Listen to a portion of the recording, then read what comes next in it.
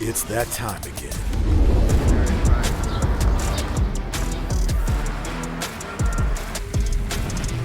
Welcome to the stage. yeah.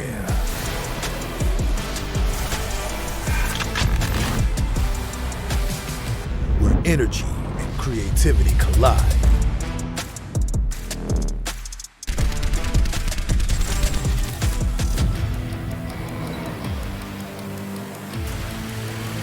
Here we go. Let's level up. Make this something to remember.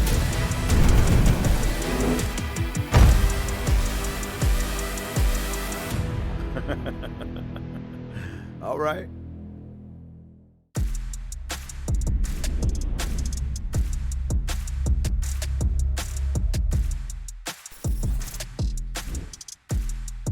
All right, everyone, welcome back to the Star League Valorant playoffs. This is the beginning of the end. It's the round of 16 to try and whittle down the best of the best in North America's collegiate scene. We have 2 matches to kick things off tonight. I'm Los, joined by Vincent, and isn't this just a beautiful day? Man, it's been a lot of fun getting prepared for this moment. Everybody has been working their butts off to get to this point, Los, and we're finally here. It's finally time to start to wheedle down these teams and figure out who is going to be walking into those playoffs, or rather the actual grand finals. And, well, speaking of which, we've talked about this a lot, so you should probably already know most of this has already happened. LCQ was last week, and now we're headed into the first round of the playoffs, officially starting here, and those are going to lead into those grand finals that we have been hyping up all season long, Los. Yeah, I mean, how many times have we talked about grand finals? It's a big deal. This is where players can truly meet each other and stand the test of time. Who has the greatest skills in all of North America's collegiate scene? Well, we're going to find out.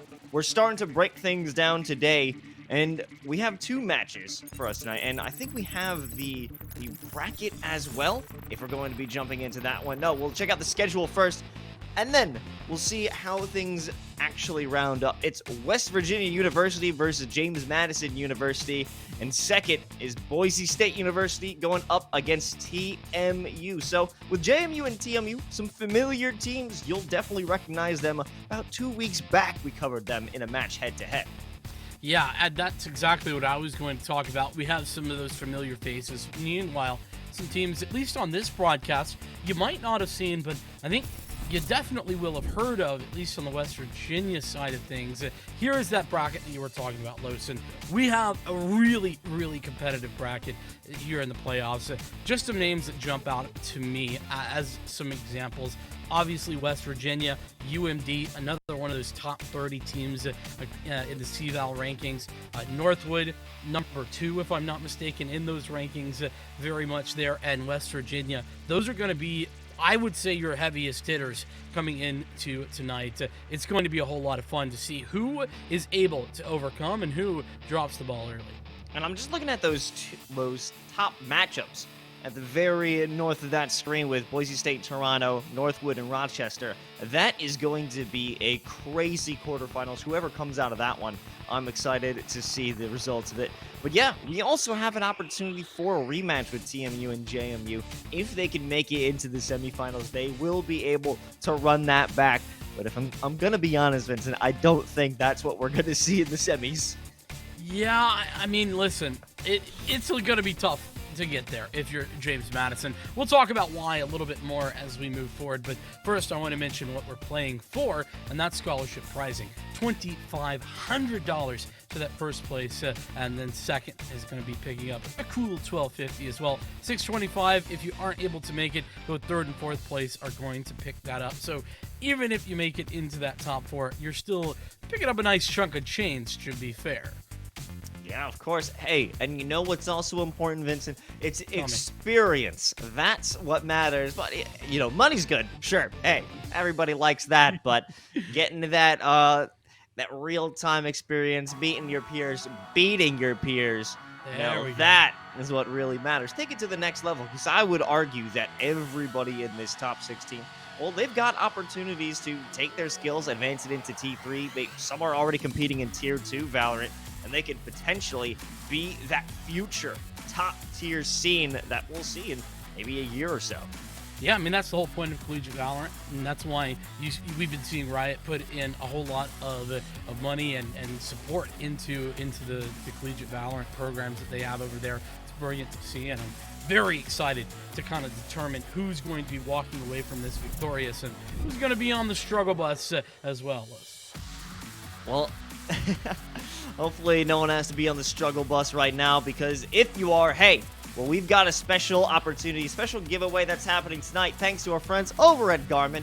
Use the promo command giveaway in chat and watch through tonight's broadcast for 1 full hour for a chance to win your very own Garmin Instinct Esports Edition.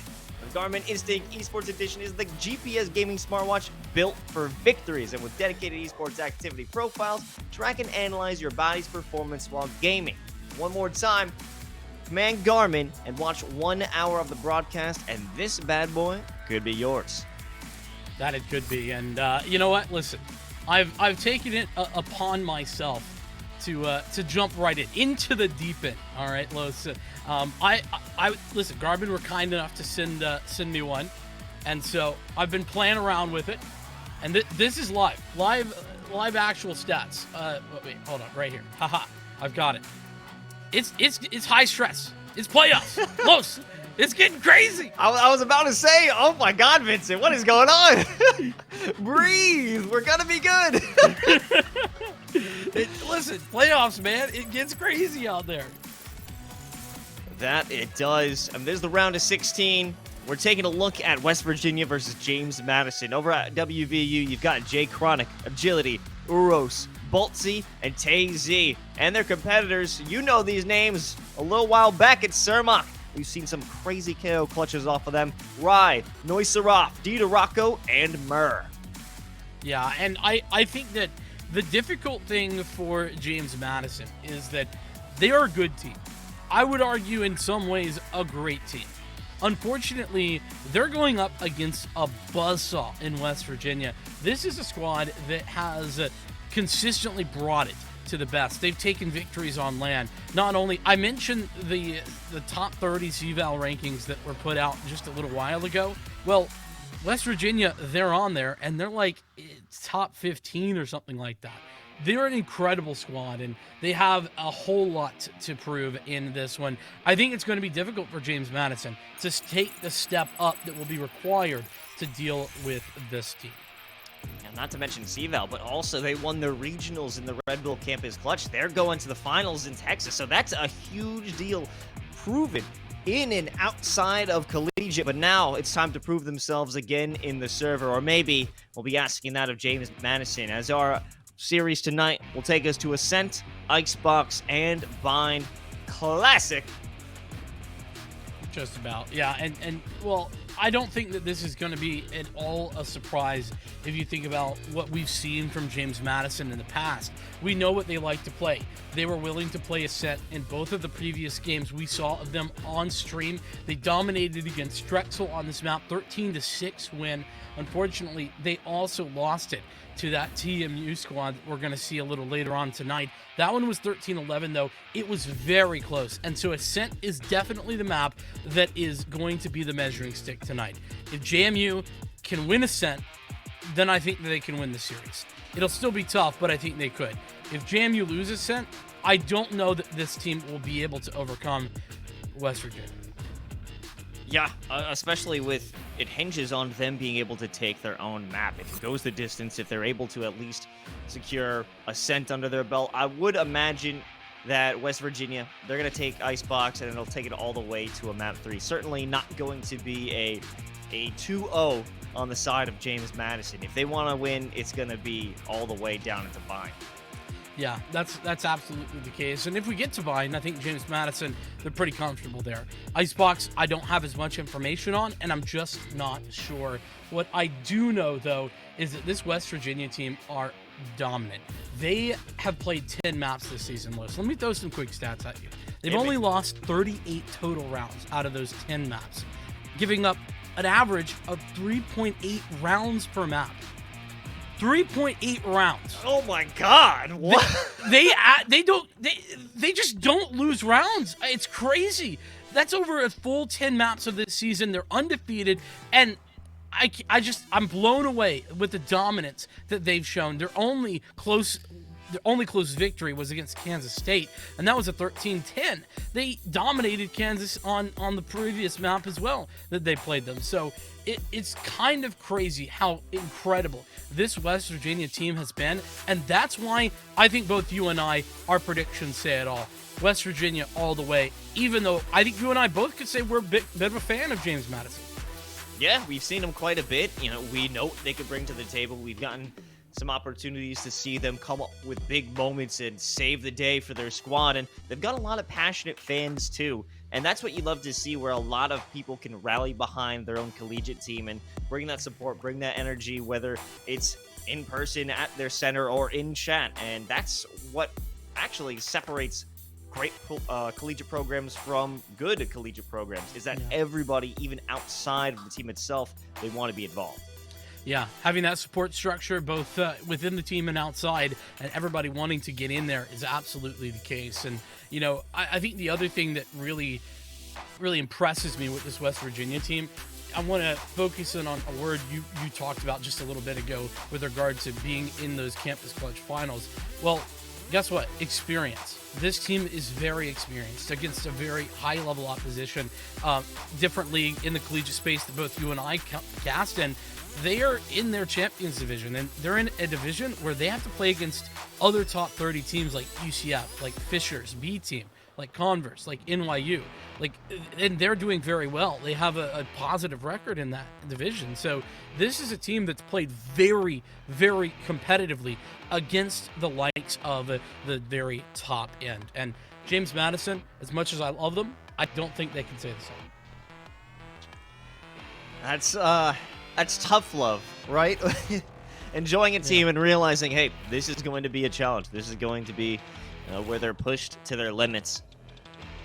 But I also have a very rough feeling in the back of my head where this is going to be a very oppressive beginning by West Virginia, where we have high hopes. We know that JMU, they're a very good team.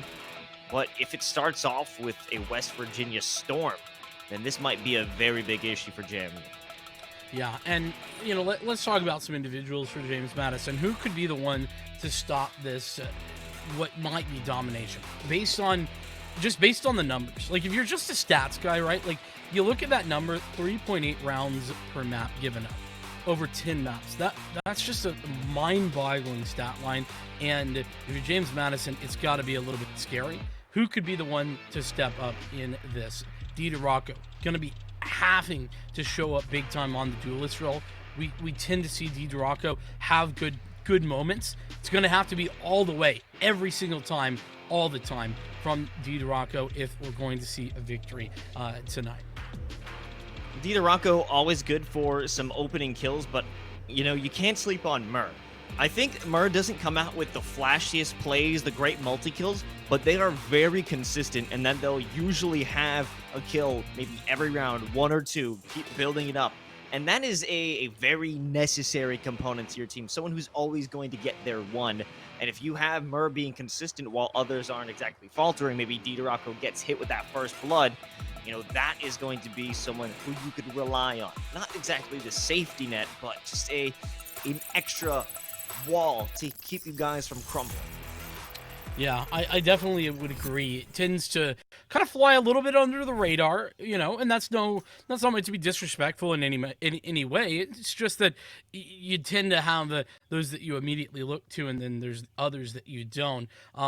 That being said, there's a ton of firepower on West Virginia. You don't become a team of their caliber without having firepower like they do, and so considering what they're running, this is basically straight meta.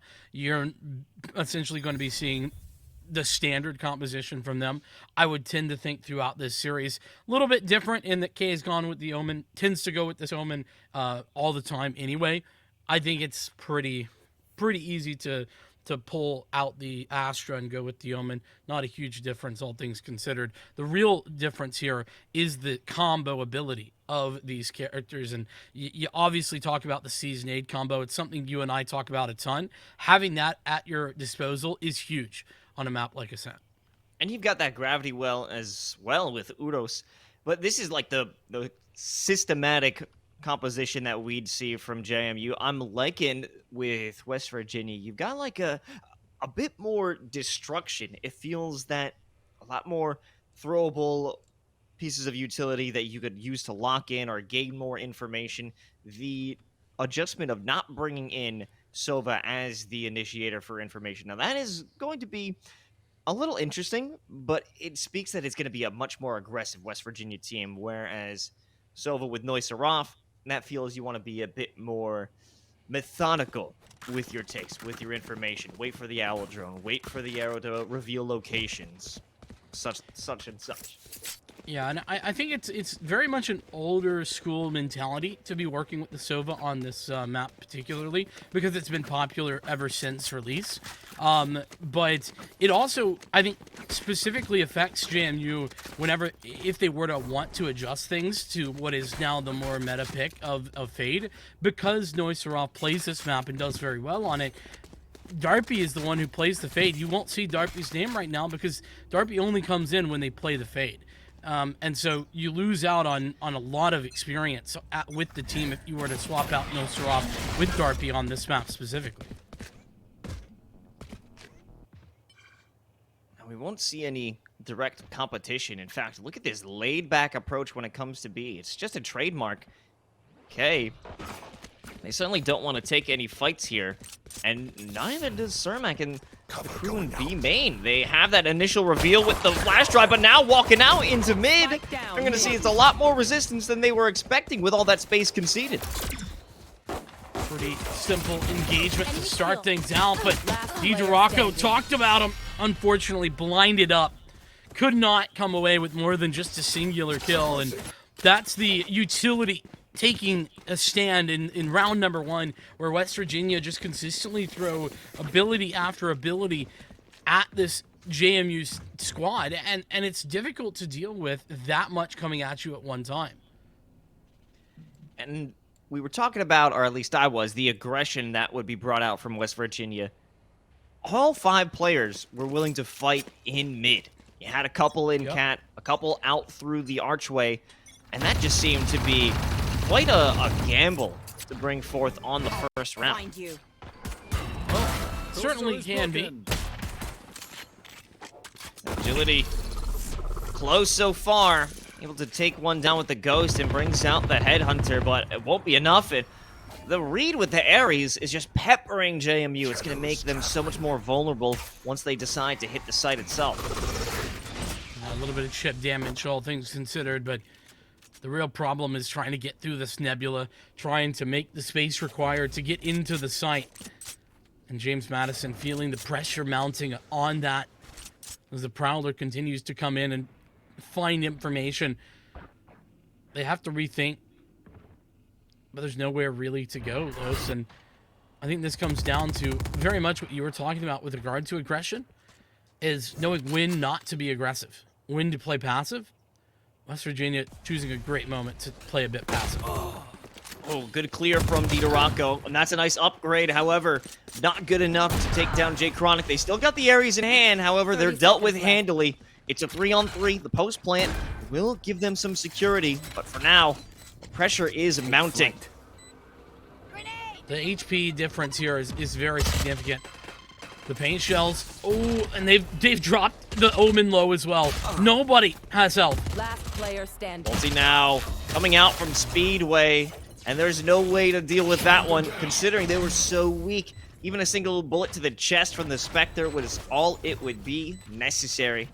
West Virginia, they'll be able to take the second round, but at least James Madison get the plant and a couple kills. Yeah, I think West Virginia, they needed to gather some sort of information. I talked about a moment to play passive, but actually that moment that they didn't get any info, that did allow for James Madison to catch them off guard a little bit. Some bit of utility necessary to gather something. West Virginia fall flat, and it's a plant and a couple of kills gained off the back of it. So I think clear to me, at least in the initial stages, that James Madison, as long as they keep their head, they could definitely still be in this game. We set it up as sort of, David versus Goliath, but there is some chances here for JMU. Nice little 0 point to take away the option for that rendezvous, but it'll be back in just 1 second.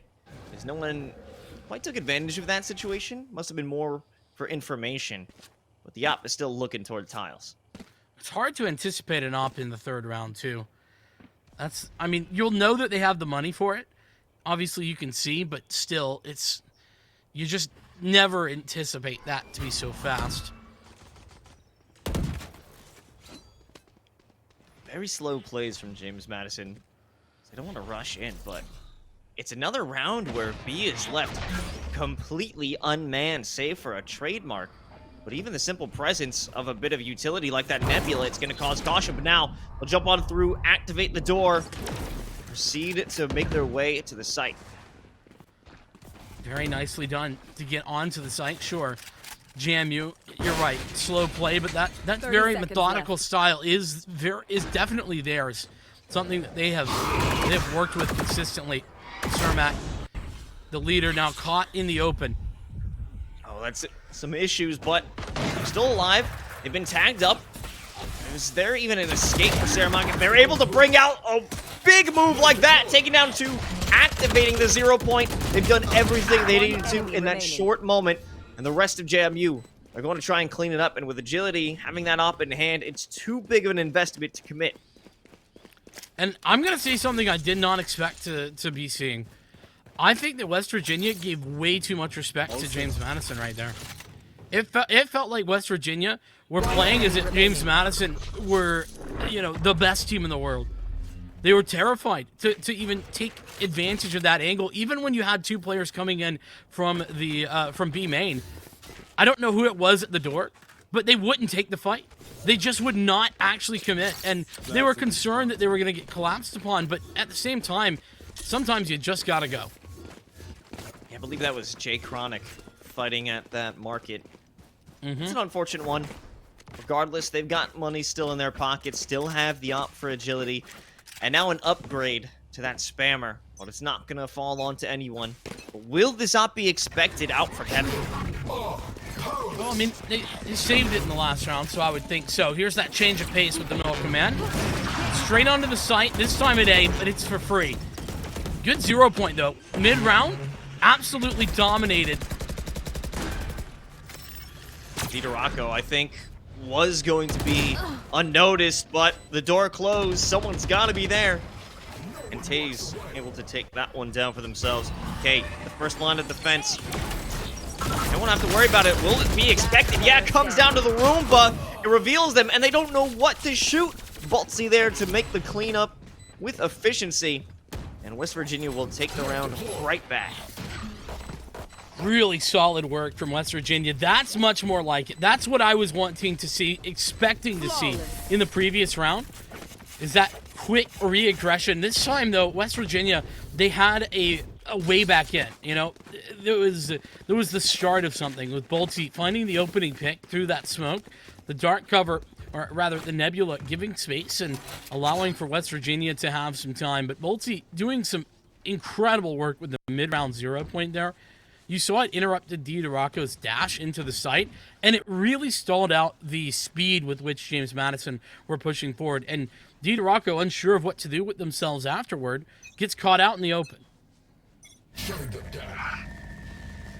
Now, I'm liking this because I believe that is a very delayed hit just to check if anyone from James Madison is making that slow play, which we've seen them do plenty of times so far in this very short game. Agility, they want another one. They'll find the hand of Mur and cut them down by 2. Yeah, this is very much the aggression that we are used to seeing, generally speaking, from defensive sides on this map. Not a lot that can be done in a round like this as well, though, with limited weaponry at hand. That's what happens when you win a round and instantly lose the next, is your money gets in a very difficult spot. But Los, I think that we've already seen some interesting factors come forward here.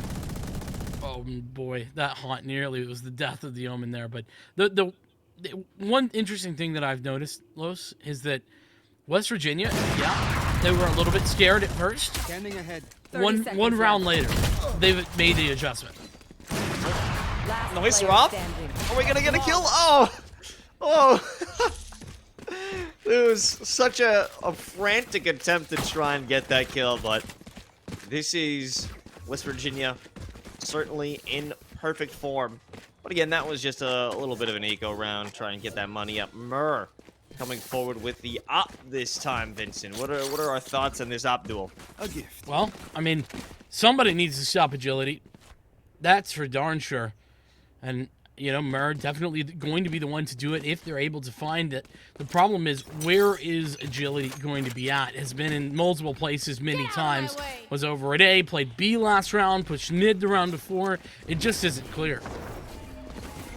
You know, it is so intriguing to me how open B site is, but it doesn't matter. A quick turn to the right, and it becomes impenetrable. Jake Chronic is about to go with a three-piece. No, unable to secure that third, and agility jumps down for the headhunters. Yup, not gonna work in this range, leaving Neusser off in the 1v4. I know exactly where he is.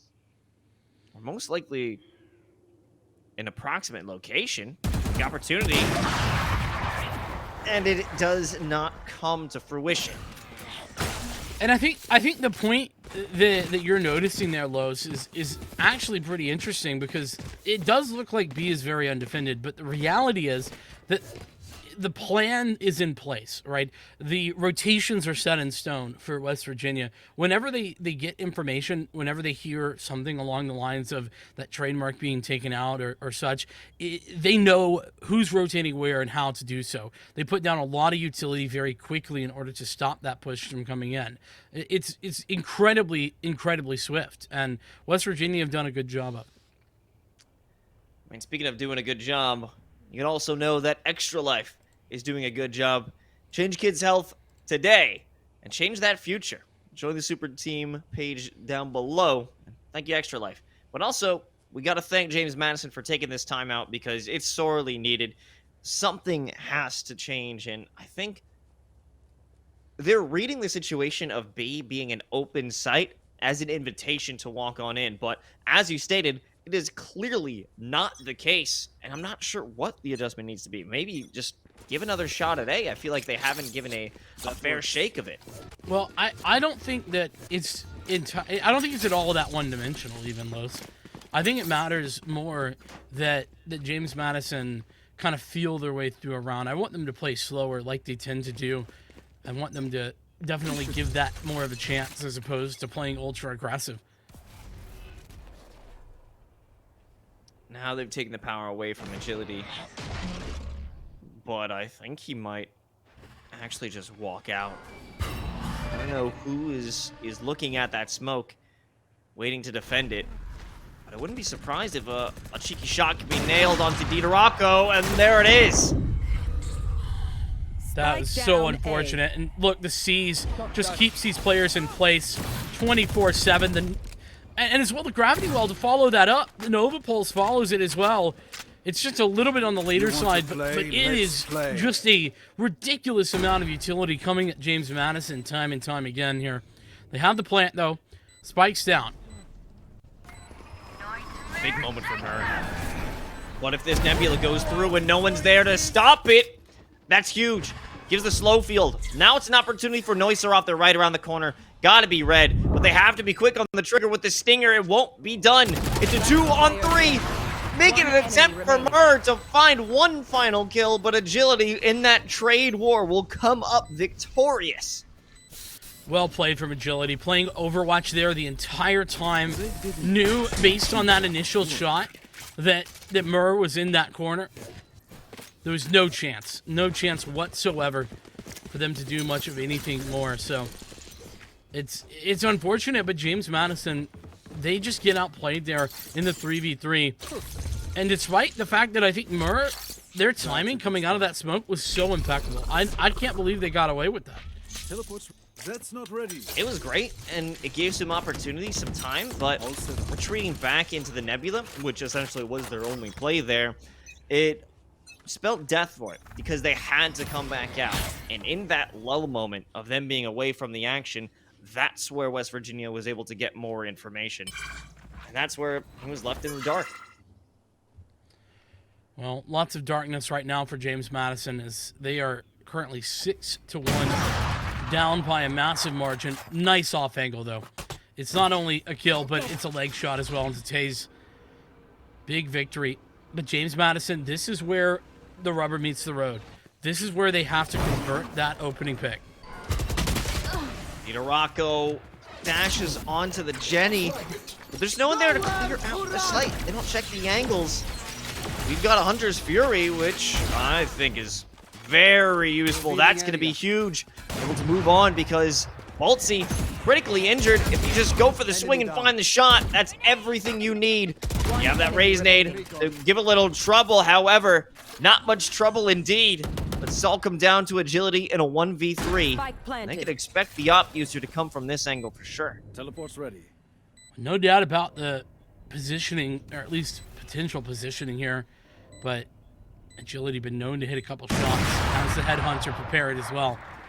Now they know. And it's going to be all over. And you know where that goes wrong, Los? Baltzy really over-aggressive. Got very, very aggressive, ultra confident. Basically tanked a couple of shots, or at least a shot from the Hunter's Fury. And with the fact that the Hunter's Fury also found an additional kill, their position was known. And then they got pushed off the back of that. Noisarov did a great job, but ultimately Baltzy needs to take some responsibility. Yeah, you can see that there was an attempt to use that 0 point at the very end. Maybe the intention was to take that Hunter's Fury offline. Whatever it was, that was a stark misjudgment of the situation. And it ended up costing them. But, you know, you also got to give credit to Noisarov with 4K to put that round on his back. But he's not going to be around to make that play every time. And Baltzy now learned from their mistakes. Yeah. James Madison, though, crucially, they do convert on what was a massive opening. Getting that pick is critical and showing that West Virginia, they can't just endlessly aggress. This isn't free. Not by any means. Here's the Owl drone. It's going to look for some information. Now, Taze. Yeah, Taze is never going to be spotted in this spot. There's a lot of presence here on B. Agility pushed up into B main.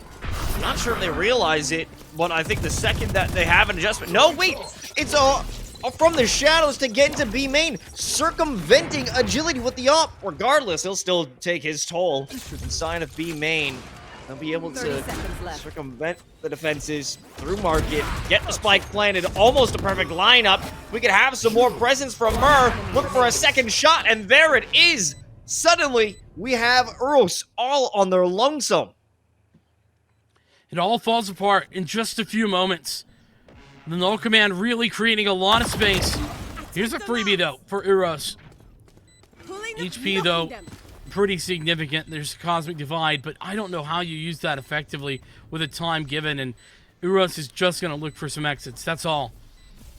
Yeah, there's not enough time to go for defusal unless a miracle lineup took place or a flip of the century. But I think they'll be happy enough to walk out and ice the remaining offenders as no one walks away from this round with their life, but at least James Madison will take it for themselves. Two very close rounds, though, for JMU. Two big victories, but they're very, very costly. It's not free, those wins. And as mentioned, nobody walking away with their life. What does that mean? Well, that means that this economy, despite 2 rounds in a row, is not building. Not in the slightest. And in fact, I'm not sure what Didaraku is going to be rocking. K can, yeah, buy up. That's what I was anticipating. Yeah, pretty much nobody has additional money for JMU. So big commitment. Just one loss.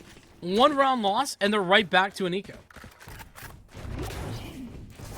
And that comes with some risk as well, so they are teetering on the edge. It's a big commitment with that tour de force as they pushed up forward, a 1-for-1. But in the meantime, is anything else gained? No! Completely denied walking through Garden as Baltzy will enact to kill Cermak. They're alone. They don't have anyone to give them support, but at the very least, no one is actively trying to take them down, but that'll change in just a few moments. Jay Chronic on Heaven, Boltsy inside of Tree. This could be a spammable moment. Shermack needs to find this. Oh, and Boltsy does everything perfectly. Here's the clash, and agility on the flank is going to close things down. West Virginia, that's something I've noticed they're really good at, is splitting up the opposition. They dump tons of utility. Anytime they see one person go through, it's a massive utility dump, especially at Catwalk, and that makes it difficult for James Madison to group up and find effective trades inside the tree, inside garden, all of those positions, because they tend to be alone.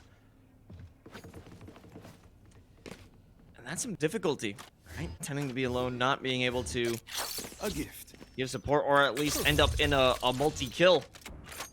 But I'm looking now at the end results of what we feared, Vincent. Instead, eco round. No real money to play with. A few to share for two, a Bucky, which I'm personally a fan of, but I don't know what the results are going to be. An execution, essentially. Don't even need to look through that nebula. Taze. Yeah, bring out another nade. Why not? Why does Might he as well need go to? for the ace at this point. I mean, I know why, but like, it's just not fair. Taze actually on the beta patch right now with the 2-page shells that Ray's originally had. Yeah, the broken one. Yep, of course, gotta be. I'm pretty sure Jay Chronic just wanted to give that support and be a little bit of a meat shield there. Certainly looked like it. But either way, what's very important here to note is that James Madison, they win a couple of rounds in a row. Sure. That's great. I think that they showed themselves to be very competent in those rounds. Unfortunately, it cost them everything just to get those rounds. And as soon as they lose, as we were talking about, they're back to a save. This is the last gun round, and I would say it's a must-win for James Madison. Agility has the idea they want to be aggressive again, but I want to point out a little stat that just occurred. Taze got 5 kills. They currently have 7. West Virginia won 7 rounds with Taze only securing 2 kills. Wow. That's incredible. Goes to show you the individual power. Now, some individual power. Tried to hold things down on B-site. Jay Chronic. They're displaying immeasurable strength. 3 kills. The Cosmic Divide. That is a perfect way to make this Speedway run so impotent. Everything they do, everyone who jumps out onto it is going to be hit with the Odin. And now that it's dissipating, oh, hey, there's all 4 of West Virginia waiting for you. Yeah, that's not the surprise you would be hoping to see. Jay Chronic, immeasurable strength. I love that characterization. Hercules and Samson all in one. Absolutely dominating, and just with one weapon, just mowing them all down as well with that Odin. But West Virginia, what more could you have asked with a defensive half like that? I think that's just about perfect. And James Madison, this pistol round is definitely on the must-win category as well. I talked about that last round of the half needing to be a James Madison victory. They don't pick it up, and that means that this round is just so much more impactful because of it. Now I'm curious to see what West Virginia's attack is going to consist of. A one-way here. Nice use from K. That'll be a big moment of hesitation. 2 players caught up inside that 0 point. But Taze doesn't care. We'll just jump on through. Not able to secure 1, but it was close. Now that the positions have been revealed, it's time to make the move. Saramac out from tree, able to secure 1. Dita Rocca with a nice 1-tap. We'll be able to have that support from Noise Seraph. Now it's up to agility on a 1v3. This is a tall task, but not impossible. Yeah, Noise Seraph already looking toward heaven, though. He's got a couple bullets in this headhunter. Gonna wait out the recon bolt, though. And all 3 players are in basically the same spot, too, which really makes this winnable if somehow Agility can create some 1v1 engagements or duck behind the double boxes there, for example. All of those are big ifs, though. Oh, I like the jump back up. It's a bait! A huge one! Unfortunately, the headhunter shots, they don't find their mark.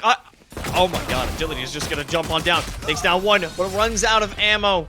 In that last moment, that was incredibly dangerous, Vincent.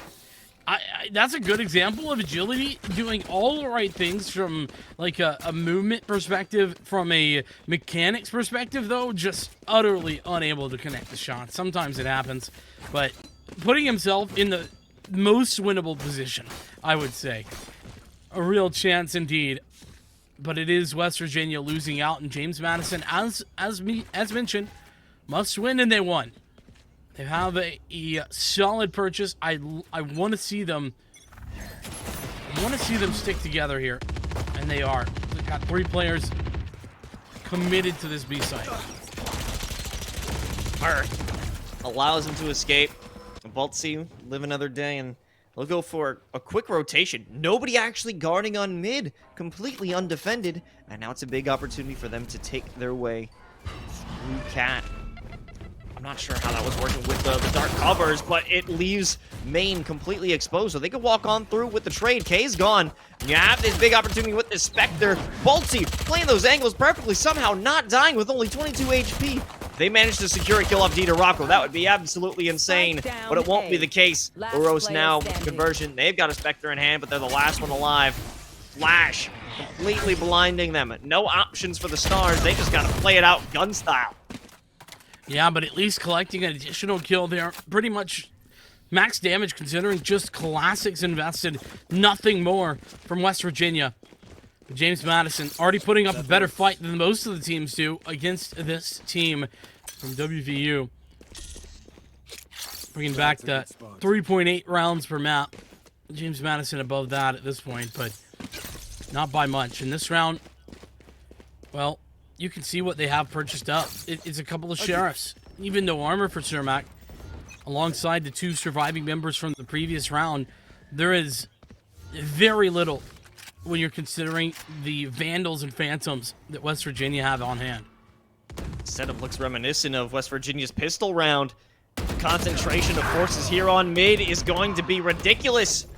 But it doesn't end up winning the fight. It gives them an equal footing, though. And that's what you could hope for, especially when you don't have the firepower that West Virginia does. Nice work from Rocco pushing up mid there, or rather on catwalk, making sure to get the advantage in the space. Oh, what an adjustment from Jay Chronic that was. That's gonna give the site wide open. B is there. And James Madison forced to go for this retake, but at the very least can recover a couple of these dropped weapons. Vultures now approaching the battlefield, able to pick up the corpses. Some great pieces of utility, that being the 2 Vandals in hand, so it gives them an opportunity, but they don't have much great use. Single Cloudburst, no dash, the Tailwind activatable only once the first kill is made, so everything relies on this next fight. Can they find a pick? Can they get that entry? And it doesn't seem like that'll be the case unless, here we go, Rocco comes up looking to claim heads. They know where Uros is. K just has to make the commitment, but Uros wins it out instead. Rocco making that look nearly winnable at the very end, but I think ultimately they took a lot of time to get into that position. I don't even know if there would have been enough to get a defuse anyway. But James Madison, they did what they had to do. That round was really more about being competitive than it was about winning. They knew they didn't have the weaponry to really compete, so instead they made sure that they put the entirety of West Virginia on notice. 4 players dead, and just barely a win. Here's that other side of the pendulum in the swing. Sure, they win the round, but the economy's broken. That is a major commitment, allowing the Prowler to secure that bite, losing the vision. An error of judgment. Do they not know that Taze has made it through to Speedway? No, they had no idea. And dude, those paint shells were so perfectly placed as well. K had no way to get back in there. It's just frustrating at this point. Now they're defended from CT. Not really an option. Even Taze hanging out on the staircase, adding insult to injury. Not even giving an option to walk onto the site. And James Madison, they know it. It's a 2-on-5. The best they could do is bring those rifles into the next round.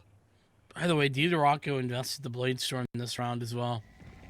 Unfortunately, did what they could with it. Didn't get nearly enough to do anything of note, though. And what? Oh, no. I don't even know how they do. That is terrible. That's The awful. read on that one, followed up by the haunt as a little just-in-case safety measure. Losing out so much ultimate, weapon, money, everything on top of that loss is giving West Virginia the boost they need to close this one out. 2 more rounds, and this is a scattered buy from JMU. Yeah, it is. It is all over the place. There is nothing consistent here whatsoever. And I think the worst news about this, well, maybe they've rethought things. But I was going to say, regardless of the actual decision-making here, you buy, okay, fair enough. You don't want to give West Virginia map point on your own pick. But if you save, well, then you've just given up map point on your own pick. It's like lose-lose. No matter what you do, it feels bad.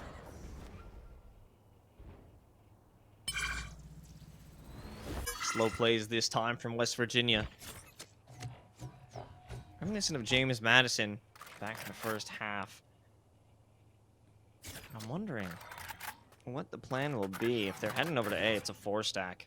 And they will have quite a bit of trouble going their way. But if they want to take B, well, you've only got Neusser off there. I mean, they've been a threat before, but I don't know if they can handle 4 on that onslaught. I wonder if we're gonna see the Rays pick up this orb. There's one orb away. Had got the 8 orb. Nope. Okay, just the opening pick. No problem. Agility gonna take that one, and Agility's opening duel's success rate is just out of this world right now. I can't wait to see what the stats are after that, just in terms of first blood, but we're not done just yet. We still have a moment. James Madison, they got to go through this nebula. It has to begin soon. Start off with a pop flash, looking for anyone. Agility was spotted for a brief moment, and Murr able to bring in that firepower. DiDorocco not giving up yet, but there's pressure from Marketplace. Boltsy, they're jiggling around, and Taze has that showstopper, and it's a double kill. What a finish to earn map point. And now JMU is broken mentally and economically. Yeah, Taze with a straight uppercut right there for the near KO. James Madison, they bought last round, so that means this round's buy. It's, I wouldn't say equally broken, but it's pretty much on that same par. A little bit better, but not by too far. I don't even know what the problem per se was there. West Virginia just get the opening pick. They push the advantage to the maximum, and the closer with that showstopper is just so strong. I think it also comes down to the, let's say, one-dimensional retake where there was only one avenue, and that's what allowed Boltsy to hang out in Marketplace and bring that extra pressure. A layer they weren't expecting. Agility. Oh, a layer they may have been expecting, but Murr unable to match that in competition, losing out. That's a critical loss to take. Yeah, it is massive. Would have been huge to take that kill, but that's the beauty of playing in this position, right? Like you can play aggressive like that if you're on the chamber with the rendezvous. You don't have to worry. Face your fear. Big opportunity now with the disabled KO. But here's the idea. Send out that null command over onto A site. You'll keep 3 of them occupied while West Virginia walks easily on to B, the free plant. Dark cover on top of that trademark, so Ceramot can walk in, able to take that shot off of the rendezvous, but it's an instant trade from Jay Chronic. And that was a bit of hubris from Taze to go that deep to try and stop them from making that retake happen, but Jay Chronic also will be posing that ever-present threat. But they have to make a move. Peter Rocco needs to be the one to find this kill, and they do. And I think that actually seals it. They have the easy defusal now. Oh, yeah. That is so unfortunate. Not going to matter. The C is coming down at the very end. Jay Chronic couldn't do a darn thing about it. That Cosmic Divide, the decision to pull that out needed to be a little bit earlier if you're Euros, but oh well. It is 12-6, JMU. They did pick up the round win. They were able to push it on. And listen, there was a lot of investment there last round for West Virginia. They used a lot of ultimates, and they didn't get a lot out of it. So now with a couple of your own, James Madison could start to mount this comeback. It's just about taking it one step at a time. Because it hasn't been ultimates that have been winning rounds for West Virginia.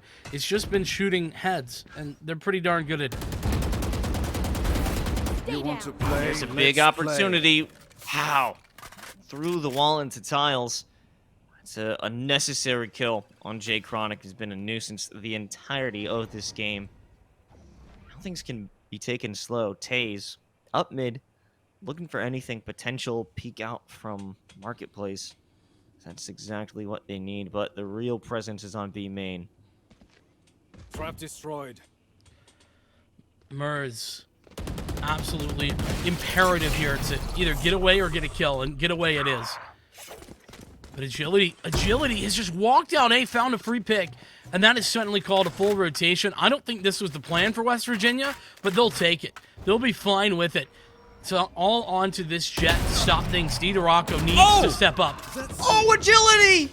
The wall bangs, the reads, not even opportunity for them to come back. This is it. This is excellence in gaming. Agility right now is on one. Popping off. Uros here to read Ceramax's flank. And it is done. James Madison's map of Ascent, their big hope going into this series has been snatched away by West Virginia. Absolutely has. And I think James Madison didn't play a bad game. I think they got outplayed, though, in a huge way. Everything went the way of West Virginia in some of those rounds. It was outplay after outplay, not even misplays from JMU. I think that JMU, for this first map, they should be proud of the way they played. They just couldn't do anything about West Virginia in a lot of these moments. I mean, talk about that lineup for Taze.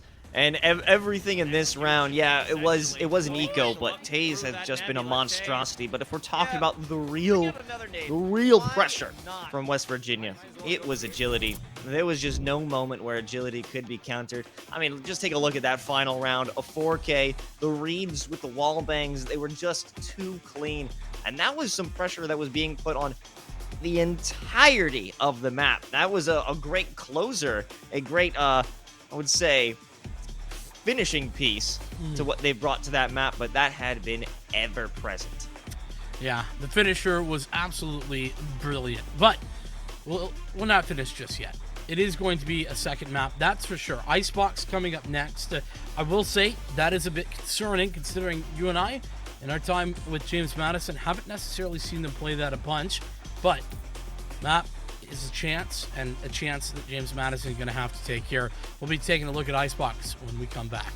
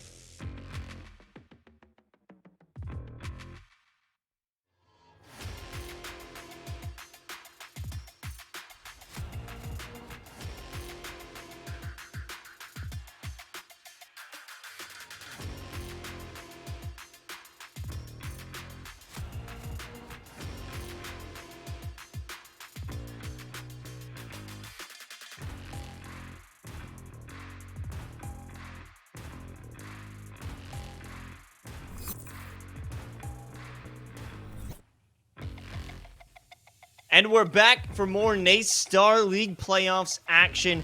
JMU, West Virginia. This is a story that we kind of expected to go in this direction, with JMU losing out on their first map pick, and now we're headed over into Icebox, West Virginia's bread and butter. They're home here in this series, and things aren't exactly looking good for the Madison team.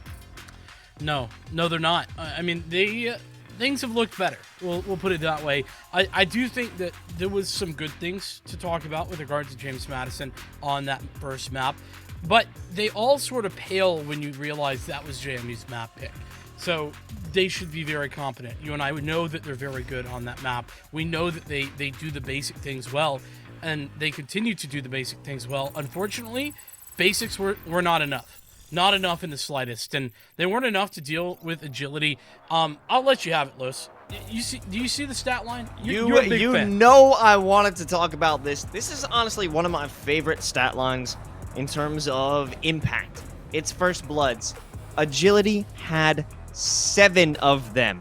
7 first bloods. That is a phenomenal performance. Not to mention they went 24 and 10. 7 of them were opening kills. That's something you always gotta respect. But on the other side, there was participation from everybody from JMU. Everyone having 1 to 2 first bloods, but no one really was the star that needed to shine. DiDoRocco in the end did have some beautiful moments, some multi-kills, but they were never enough to really secure the round they needed. Yeah, and I think that really goes to show one of the things that I love about this James Madison team is that there are stars, but nobody has to be like the hard carry for them. Unfortunately, when they go up against a team like this that has someone in that role that's playing like that, it can be tough for them to overcome. With that being said, we're getting into it. The map selection is Icebox, and well, the agent has already been decided, as well as I've made my decision. Los, I'm headed to Duncan, because they Star League, they run on Duncan. Check out the panel in the Twitch description to find out where there's a Duncan near you, and I'm gonna make a run between this series and the next. All right? Okay, yeah. I mean, it shouldn't be too far away. Mine's like 2.5 blocks, so I can make that if I'm really, you could. if I'm really hoofing it, Really I can do it. Yeah. It's cold though, so I'm probably gonna have to go with a hot coffee this time. Yeah, listen, it's fine. I'm gonna be making that run, just like we'll be seeing if West Virginia can be making the run here in towards the round of 8, round of 16 match. Everything on the line. The attack for WVU as they have forced out quite a bit of early utility from these B players. Poison's off. Definitely forced them back off of the initial boxes. And so James Madison, it kind of feels like they're playing a little bit on the more scared side, at least initially. They don't want to give up those opening picks. And to be fair, if they looked at the scoreboard from that last map, seeing the 7 opening picks, that would be scary. Yeah, that's one of those moments where you don't even look at the scoreboard. Yeah, the career tab. Don't look at it. It's all good. We go next. Best of 3, okay? And this is where they could find their best opportunity. Time to step up, and here's that man of the hour, Agility, taking the first plays and making those moves onto site. No one there to greet them, as it'll be a retake-centered strategy for this first round. It's working out wonders. 2 quick frags to open the proceedings for this retake, and nobody even going down in the engagements either. West Virginia now in a real tough spot. They're going to have to play defense, and, well, here we go. Boltsy from the other side of that wall. Only able to find one, and Rose, the right click. A hero on the classic. A second one comes to their name. Mur is on the other side of that block, and the right click will not be the savior once again. After a little bit of a cleanup, it'll be JMU taking this first pistol. Definitely need to get off on the right foot here. And that they do, right? Like, we talked about the passive play over an A, and I was a little skeptical, but it did allow them to play very aggressive on B initially. And even when they fell back at B, they had a pretty significant stack towards that side. And then they were able to come away with the retake. Those 2 opening picks, though, were massive. I think it was both DiDoRocco and Mur that found them. And those are the two players that I think are going to have to be the ones to show what they can do on this map specifically. Let's take stock of what these initial purchases are. I see lights are off on the Ares, and I think it's specifically for this movement of K trying to walk through that toxic orb. That poison orb will not provide any safety. But Mur on the sniper stinger. I always love to see it. Favorite sniper in the game is the stinger. Third favorite, though, is this Marshall, which Rocco has been known to put to good use before, here and there. Never mind, the stinger's just better. It's simply a superior constructed weapon. That's it. Despite the fact that the Mage Punk is a better skin. Last player Yeah, standing. you know, there hasn't really been a skin that did or does the Stinger justice. You know, I always see Battle Pass skins on the Stinger. You never really have a real nice, like, ooh, I want to buy a series just for that. Yeah, that's true. Listen, in the chat, if you know of one of the skins, if our skin lore is incomplete, let us know. You know, if only everyone heard about the lore we discussed yesterday, specifically around Rays, but hey, it doesn't matter. Yeah, that was a different place. We won't go back to that. Rays' politics aside, we get into this next round, and it's a big one for West Virginia specifically. Here's that Marshall once again, and it does get the tag through the wall, so not as effective as it would have been otherwise, but bolting down a little low. Hey, I mean, that does secure a second shot. Should be a kill. Actually, no, a heal, I believe. Courtesy of Uros keeps them alive today. Regardless, they'll take an initial loss, send the wall up, bring agility back in the game, because they need them. They need them for West Virginia. Uros must have been collecting orbs. I didn't notice that, but in order to get that swift of a res, I think definitely orb collecting was going on. Here's that plant. It's another open site. This one, it's B. And Taze is in a really good position. That was a read from Mur, but unfortunately, not the right weapon, not the right angle, not the right time for them to secure a kill. James Madison down quite bad, but again, it is a bonus, so it's okay to lose this round. It's okay to lose these rounds. Los 2022. It's okay to lose. It's fine, dude. It's all right. But you're right. James Madison, okay with that round as long as they did some damage. I think they would have liked to do a little more damage, all things considered. But you know what? You take what you can get. And right now, Mur can get an operator. That's huge to see. We saw what Mur can do with it. We need to see a lot more of that on Icebox, though. Where is Mur going to be located? Looks like over at A for the time being. It's a pretty A-centric approach, and we've been seeing this from JMU pretty consistently. They've decided they're going to aggress at A or at B, one or the other, and consistently done so. Wow, what a...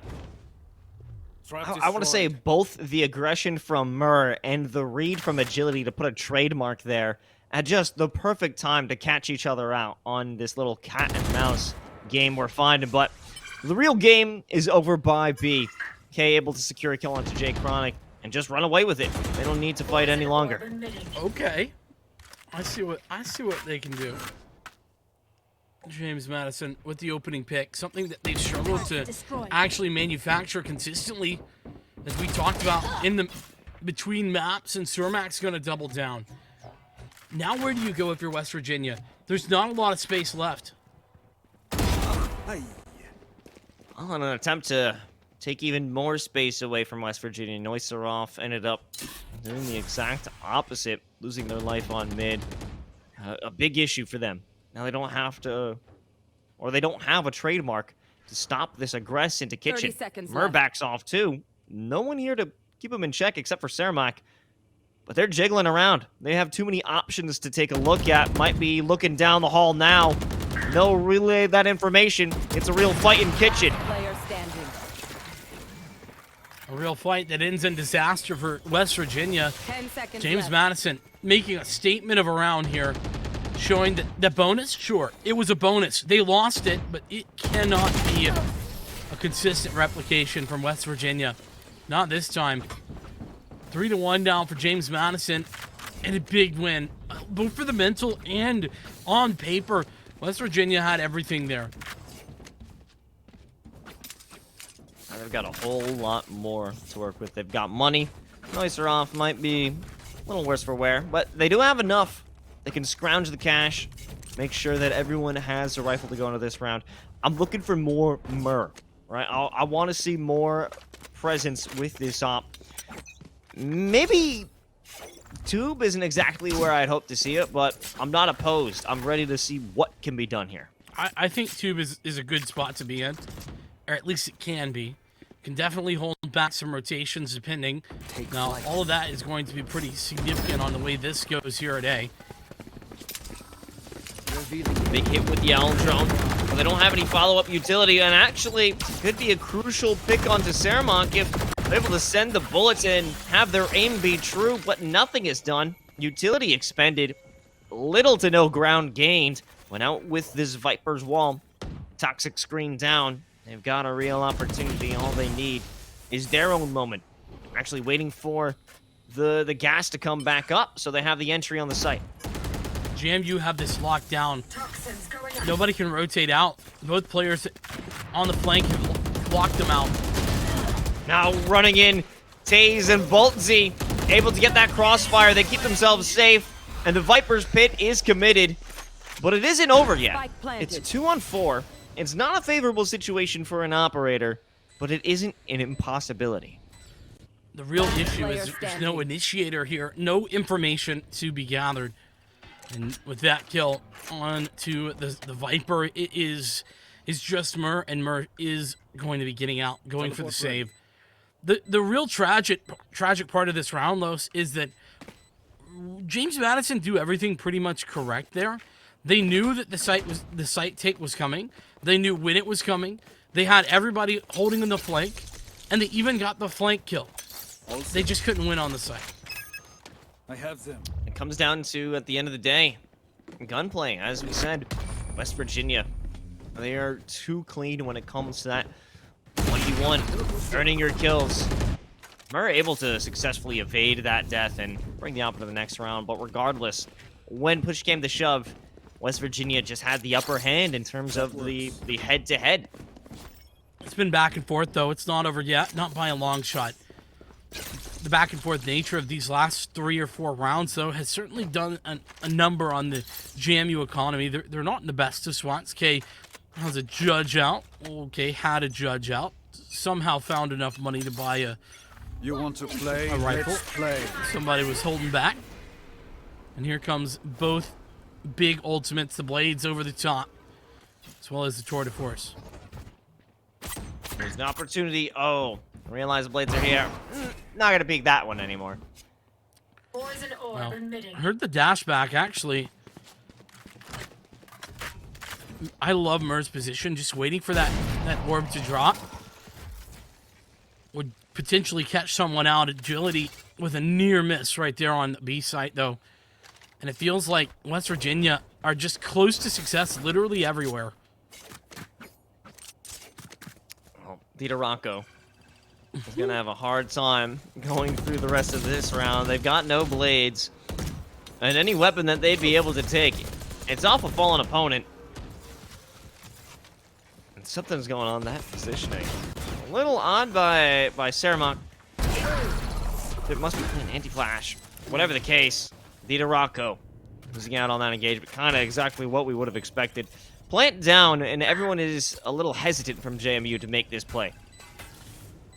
Well, I mean, they're definitely on the cusp here, but no Seraph. There's that opening. There's what they needed. The equalizer as well. But they gotta go. They gotta go now. The clock is ticking down. The wall is down as well. They have the snake bite as a deterring factor.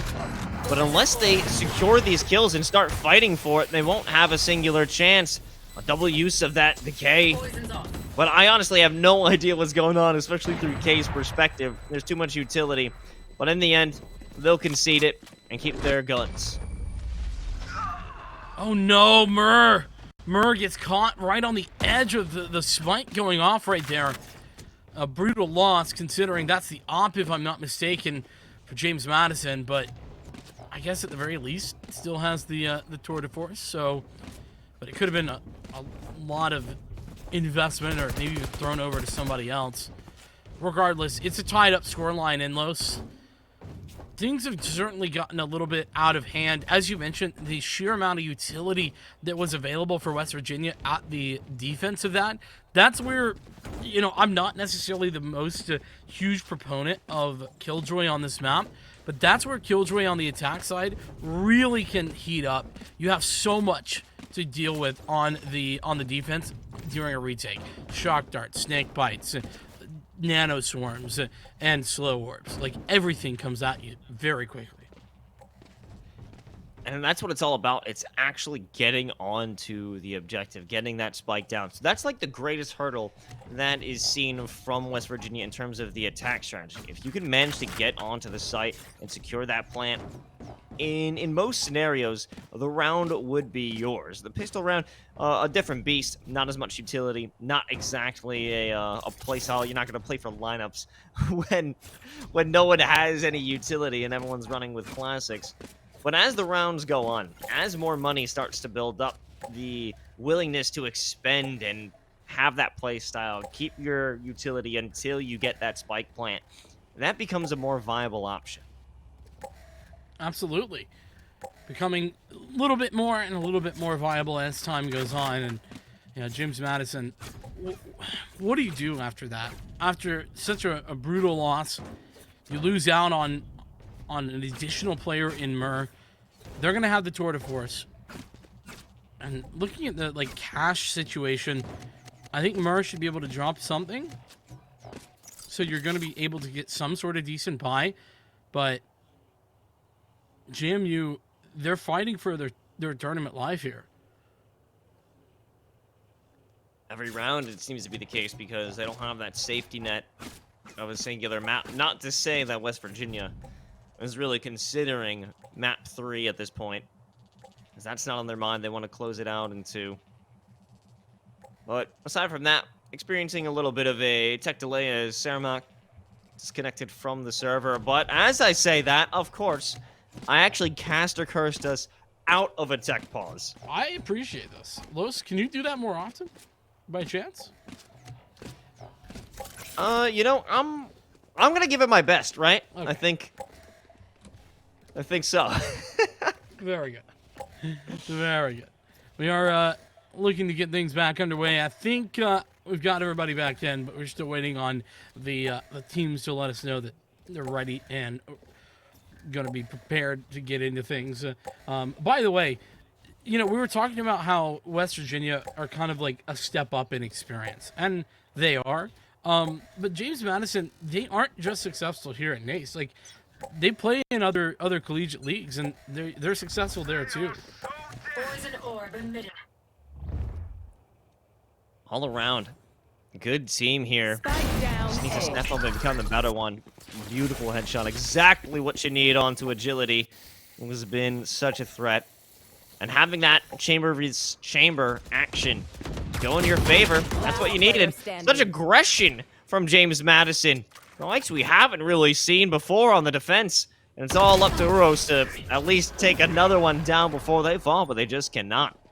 Yeah, it was so clear that West Virginia had no idea that James Madison were dialing up such crazy aggressive maneuvers, because they were just, I mean, it felt like they were still in the pause. They were still like, you know, we're just chilling, we're having a good time, we're in spawn.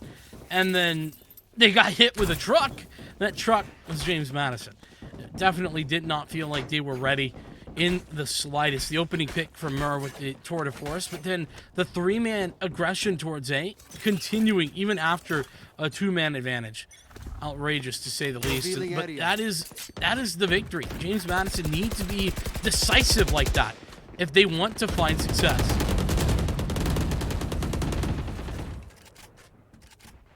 Now a lot of preemptive firing. I'm looking for just a little bit of information, but here comes the cavalry of utility. Viper wall, Sage wall. Now it's going to be counteracted with that lockdown. A perfect placement on top of the pipes. You don't need the cavalcade of utility when you just have the lockdown. Get you site entry for free. Nobody going to be home, to say the least. At least not for the moment. And there's those swarm grenades that I was talking about. Everything being set up. Not only those, not only the snake bites, but the Hunter's Fury is online too. And there's nobody on the flank either. James Madison, they need to step up the pace if they want to pull out all this utility. They're stuck at screens. Uros, the first one. The line of defense, not expected. Cermak is much too concerned with pipes, followed up with K as they'll bring the pain. Taze right on the other side of this toxic screen, but the flick is too good. That adjustment of aim, ready for that swing. But now I don't know if they realize that this spike is being defused. They got it halfway. Sure, the shock dart might be able to make a connection. Wait, it actually gets the kill. It does, yeah, just barely, by the way. There was, I mean, I want to say, if I were to put the bar into math terms, like, less than 0.2 of a second, it felt like, left on that defuse. And the shock dart comes in at the perfect time for West Virginia. They get away with one right there. Everyone falls as well at the very end. Well, except for agility, but... Or excuse me, Jay Chronic, who is the one playing the defensive position. No time left on that clock. And that's what I was talking about. James Madison took so much time to get in. There was really only one chance, and the shock dart played spoiler. I honestly discounted that as a possibility. Like, oh, okay, he's going to just throw in the Hunter's Fury, last-ditch effort. But it actually worked. Everything worked with that major commitment, and it brings them the equalizer. And speaking of major commitments, on both teams, 3 players walking up. Oh, Cermak, a little bit of a misstep. They'll be spotted out by the trademark and Jay Chronic there to stop anyone from walking through. But on the other hand, you've got Noiserov attempting to make ends meet with the Hunter's Fury, only good for a few tags, and the pressure needs to be enacted. A sandwich has to occur, the pincer, to stop West Virginia to really getting dug in on this site. Information will be gained here in what is a 2-on-3. The problem is there's no chance for a res. That would be on the cards, but nobody's in the ballpark. Maze is stuck out outside in that maze, as well as Noiserov and Murr. They go in tandem.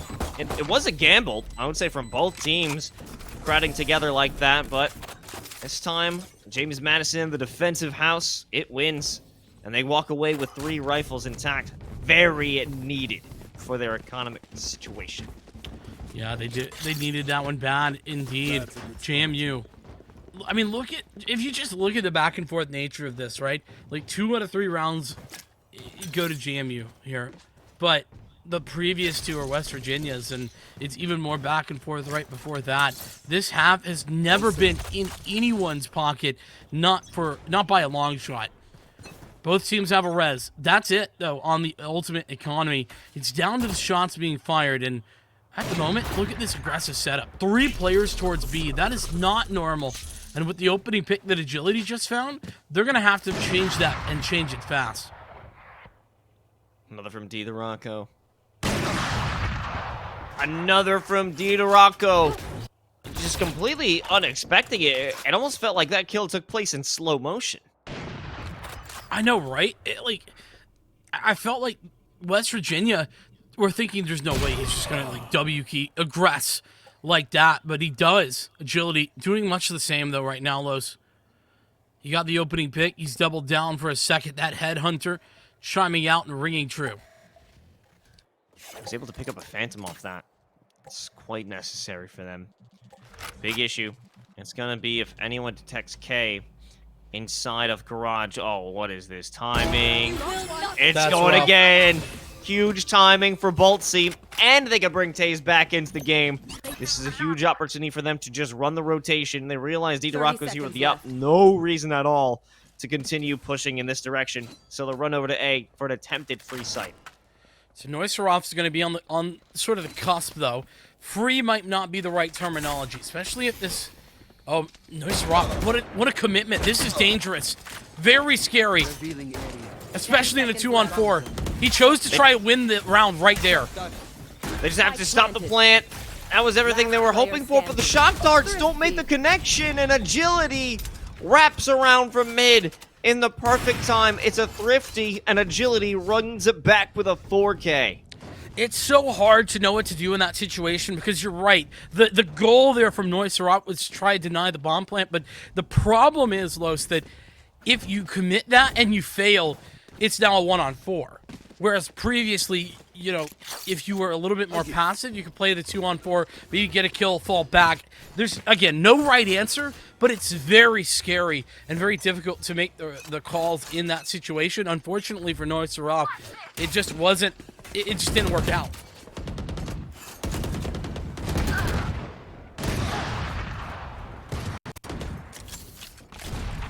Cermak? No way. Picking up a couple of freebies right there. That was a huge moment. Oh my god. What a perfect opportunity for Cermak to turn the tides of this round. Bring in the resurrection with unfortunate timing for Agility. So they'll just reduce it back to what they were hoping for. 3-on-3. Yeah, you know, sometimes it happens. You get rezzed into instant death, and then you yell at your Sage. Feels bad, man. Feels Sage, man, honestly. Operator available. And it's taking some good angles, but the plant should be pretty free. Nobody actually committed to the B site for the defense in West Virginia. They could confirm a 6th round here. And 6, considering how back and forth this has been, is not a guarantee, Los. Not by a long shot. There's no flank to be coming either. All 3 players from the same angle. Comes down to weapon capabilities. I think Murr doesn't have a rifle, so he was coming with the headhunter, but interesting opportunity now. It is the Viper's Pit, but K has to just clear as much space as they can, give themselves some freedom. Oh, that was close. That was a wild opportunity. But K's all alone. They really don't have much going for him. It's a huge commitment from the Viper's Pit, but they couldn't have any follow-up because West Virginia just said, okay, we know where the spike is, we'll just spam it. Yeah, and I mean, that's sort of this composition in a nutshell, too. We saw it come down to that a couple of times already. We've seen the success that it has had a couple of times already, and we've seen it there once again. Nalos, Murr, has an op back out. Does have that to work with. No ultimates, though. Not a single one for James Madison. And considering that Agility can dual-wield operators this round, that's maybe a problem. Oh, man, one in each hand. Imagine. But let's imagine this fight. It was a big jump from Agility, and they were able to escape death in that moment, or at least dodge a bullet, literally. The question is, how do they follow that up? The presence is here. The utility is here. And, you know, that's a darn good start, Benson. It certainly isn't bad, I'll tell you that. That's for sure. And West Virginia, now they can rotate on. And the worst news for James Madison is that they have this Viper's Pit. If they get onto the site, which means K has one job and one job only. That's to stop this push from happening. Oh, and it could be a lineup from K. Oh, it was so close. 8 HP for Uros, but they traded out. That could have been the difference between victory and defeat. However, Noiserat, they're looking to enact their own plan here. Viper's Pit denied. Wall botched. They've got no opportunity to get the plant in unless Agility is able to bring in the pain from the flank. But it's not the case. They still have Noiserat to deal with, but he's not willing to go for this peak because Jay Chronic has got that on lock. 7-5 to close out the first half. Switching sides. Yeah, Jay Chronic, automatic with that shot. Beautiful work, and West Virginia just barely edged it out at the very end of that half. It was, I mean, it was anyone's game, though. I think James Madison are in a great spot right now, showing that they have the capabilities on this map. I was unsure of their experience level here, and it's clear to me now that whilst I would say that their defense is a little bit unusual in how much they stack, it's definitely been showing to be effective, at least somewhat. So We'll see if the attack is in that same vein. Of course, all things can change on a dime, as we saw in that first map. A run of rounds for West Virginia put them up and basically took them over the finish line.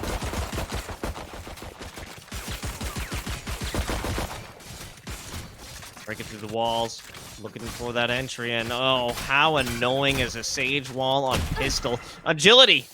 They waited for that moment, and they did get a chunk out of Dita Rocco. That won't be a major issue. They got to heal. Pretty much just 150 credits down the drain. So what happens there? Do you, like, lose a toe or something? Is that how that works? I guess. I think, you know, like a love handle just gets shot out. I see. I understand. This makes sense. West Virginia, we'll see if they can make sense of this situation. A lot of info because of this push at A. They know that this has to be a B hit. It's just about whether it's going to come now or a little bit later. And this dart should give the game away, at least initially. I say that, but actually the dart being held on to.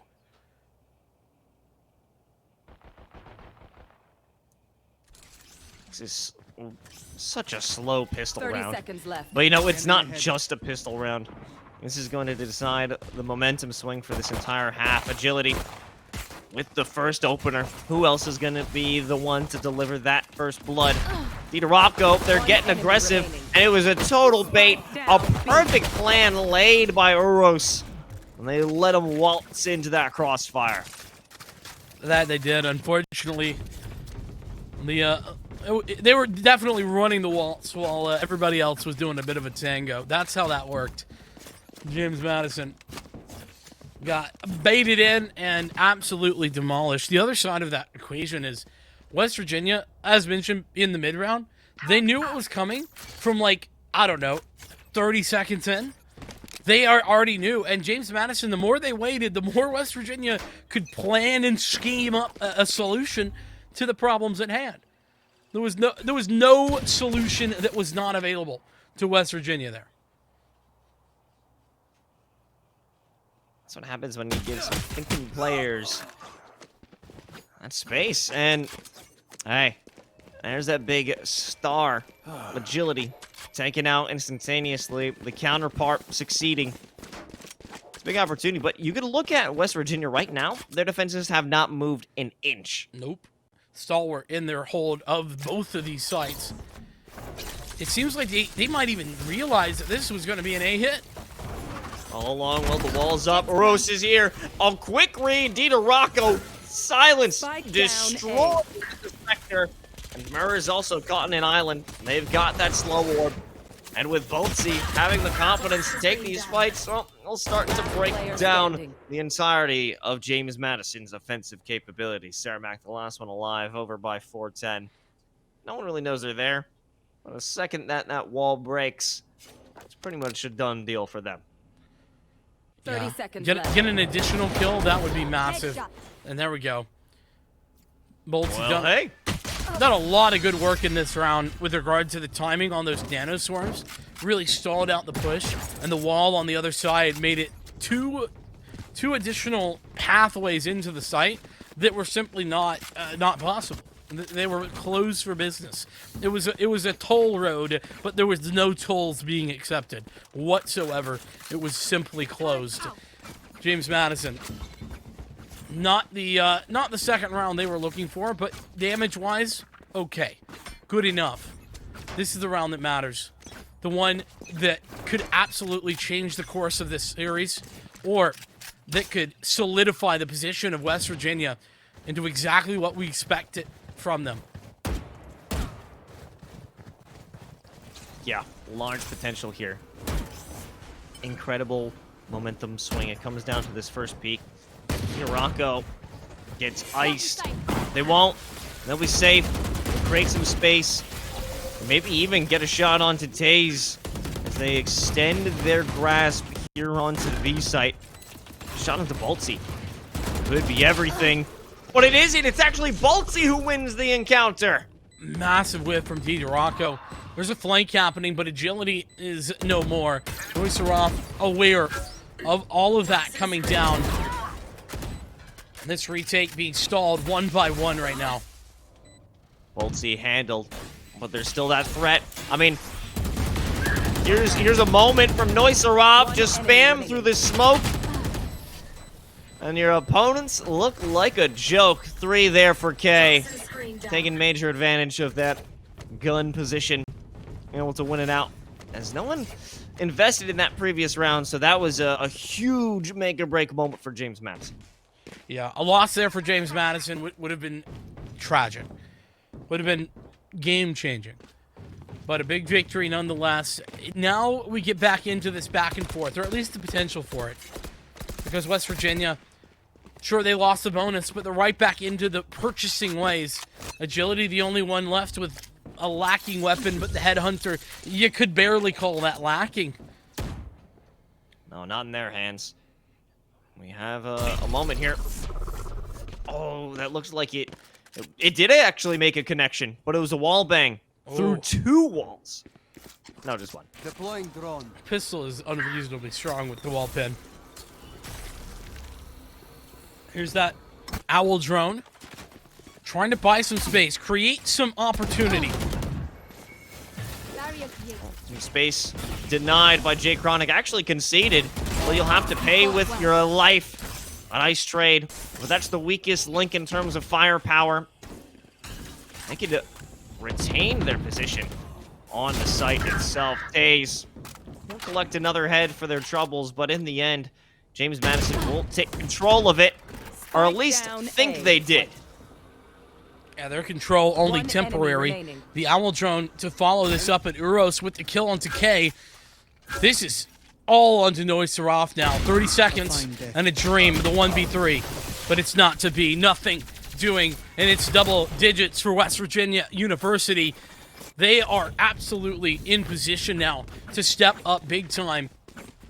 That round was an important one in that Agility didn't have enough money, but was still able to have some impact, and ultimately Jay Chronic with the turning point, maybe making what was just one important kill in mid and turning that into another couple over at A. Yeah, it felt a little haphazard. I don't want to say disjointed, as it did seem to be one concise plan, but it was a very choppy execute in just how they were losing numbers, rushing on to A site, but now a lot more collected here as we see them have another take onto A site. No one there exactly to greet them, but you'll have Boltsy up in the rafters. They'll back off. They'll concede everything, and that's okay because you have the threat of that Hunter's Fury. No one actually taking any hits from that one. Just some prodding information, but nothing gained. Not even information because everything was hidden behind that toxic screen.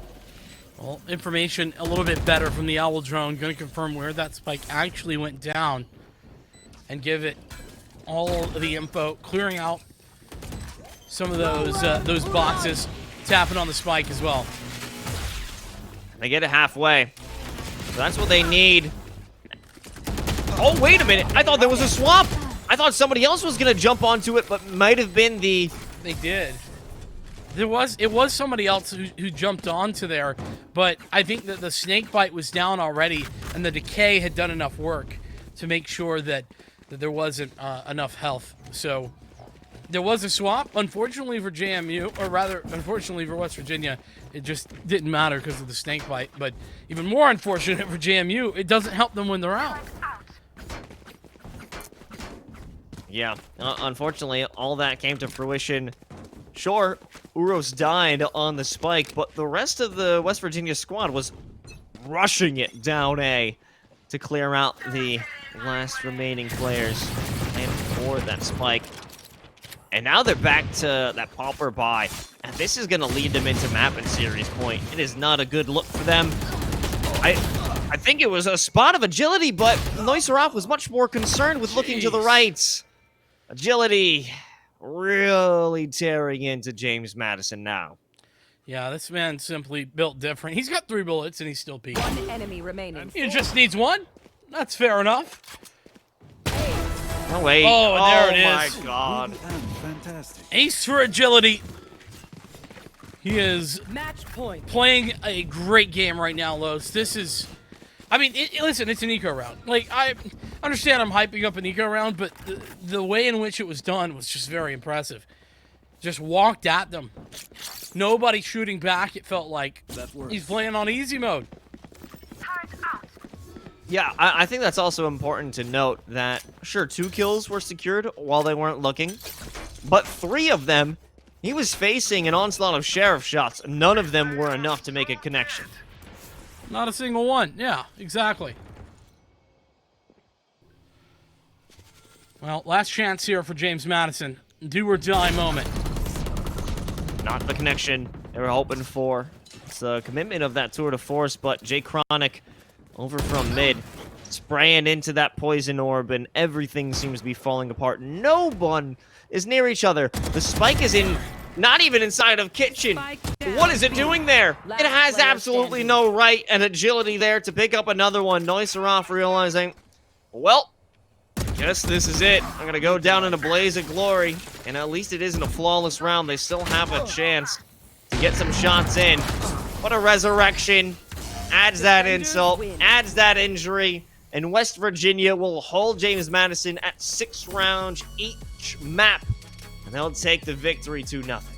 Listen, it's better than the norm. I mean, the average team only putting up 3.8 rounds against WVU, but man, 6 rounds isn't too much better, and James Madison unfortunately losing out, and that means we got to say goodbye to them as well, Los. James Madison unfortunately done and dusted, but up against a heavy favorite in West Virginia. I think this was the expected outcome. You and I talked about it beforehand, and this West Virginia team are one that you just cannot underestimate. And I don't think James Madison did that, but I do think that when you get into the server, it is simply different. Yeah, you know, on paper, we looked at both of these teams performed incredibly well in the A-Star League, but the extracurriculars that we talk about, it's that experience, that battle confirmation of going toe-to-toe with some of the more top teams outside of collegiate even. That's going to cut your teeth, and it allows you to dominate when you get back into the collegiate scene. And that's what we're seeing from West Virginia. A well-earned victory, 13-6, 2 times in a row, and they'll be moving on to the quarterfinals. And I'm excited to see who they're going to meet. So if you were looking at that pick'ems for the JMU-TMU rematch, well, you could not worry about that one anymore. Yeah, unfortunately, that's definitely not going to happen. Though, to be fair, TMU to play a little bit later tonight is definitely a possibility that they make it through there. We'll talk about that more as we move forward. But we are getting prepped, I believe, for an interview with Uros. I'm going to be excited to talk to this West Virginia team. I personally have not gotten to talk to anybody from this squad as of yet, and I'm always happy to see new faces on the stream. But Los, just to talk about maybe a conversation about MVP. Who do you think is the one to take that? I feel like, you know, come on, Vincent. You don't even got to ask me. We both know what the answer is. It's agility. That player is on one. 2 games in a row. They got 25 frags this game in the second round, or in the second map. And what do they have? 24. 25 and 24, 7 first bloods, 6 first bloods.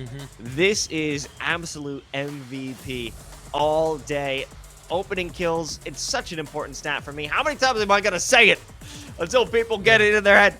First bloods are big time important. It alleviates so much pressure for the rest of your squad if you make that opening kill and live.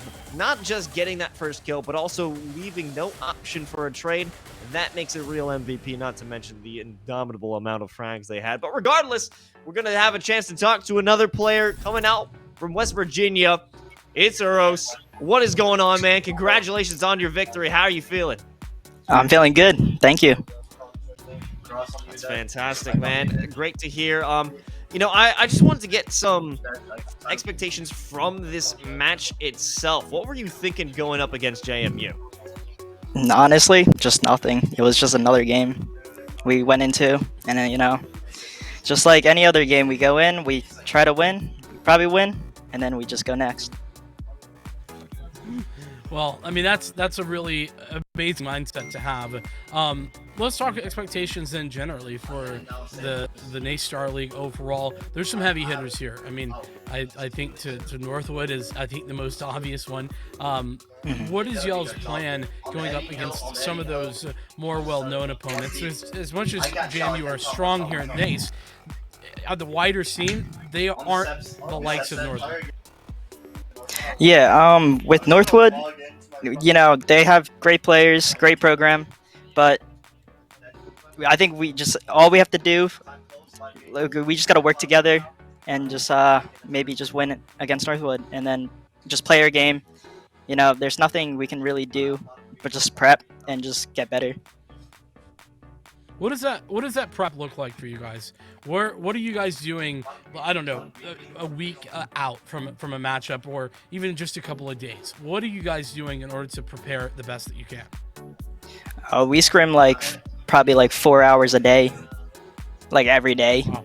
Monday through Friday. Maybe like games in between, but we just work out a schedule that works for all of us. Weekends off, you know, you gotta have some sort of break. Wow. Yeah, that makes sense. A whole lot of scrimming, but I want to talk about something that actually happened in the server earlier on a sense. It was the defensive idea or strat behind B, mostly leaving it open and maybe having one player in market. What was the idea behind that? Mostly what we were trying to do is just pull some rotates and like listen to what they're doing, and then off that basis, then we go to the site we think they're not stacking. Okay, well, simple enough, just reading your opponents, Yep. but you guys put in a fantastic performance today, and we're excited to see where you go from here in terms of the NACE Star League playoffs. But before we send you off on your way, is there anyone you want to give a special shout-out to? Shout out to Jay Chronic's grandma in the stream. And that's it. Thank you, guys. Familial support, that is huge. Yep. Well, thank you so much, Roast, and congratulations on the win. We'll see you later in the Thank you. playoffs. Okay, so that wraps up our first best of 3 of the night. We've got another one coming up next. It's TMU versus Boise State right after this break. But first, we gotta talk about, you know, the vibes. Hit Command giveaway. It's that Garmin watch tonight. We have a special giveaway thanks to our friends over at Garmin. So make sure you hit Command giveaway in chat and watch tonight's broadcast for at least 1 full hour to earn your very own Garmin Instinct. We're doing that. Make sure you have that 1 hour of watch time. Come on. This is such great gameplay. It's gonna be so easy to do. Again, Command giveaway in the chat and you'll get your opportunity to win a watch. Regardless, we'll be right back after this break with Boise State versus TMU.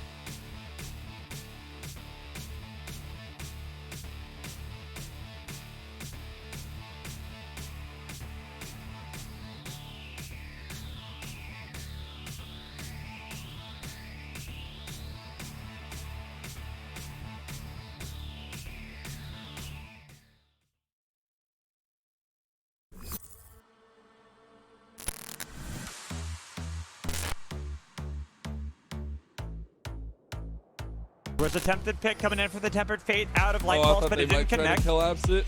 They were looking to see if they can get the pick on an Needs to be Ubi. careful. Now, Aslak gets flashed on. Here's the True Shot Barrage. That's a Oh! lot of damage. Hard, He no! kills him!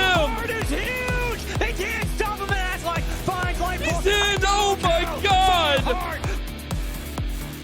Aggressive position up here, and I think if it is used in a very awkward way, it might be able to reveal his position, but Scott Flyboy doesn't need to use it now, and somehow Scott Flyboy is able to take out 4 members.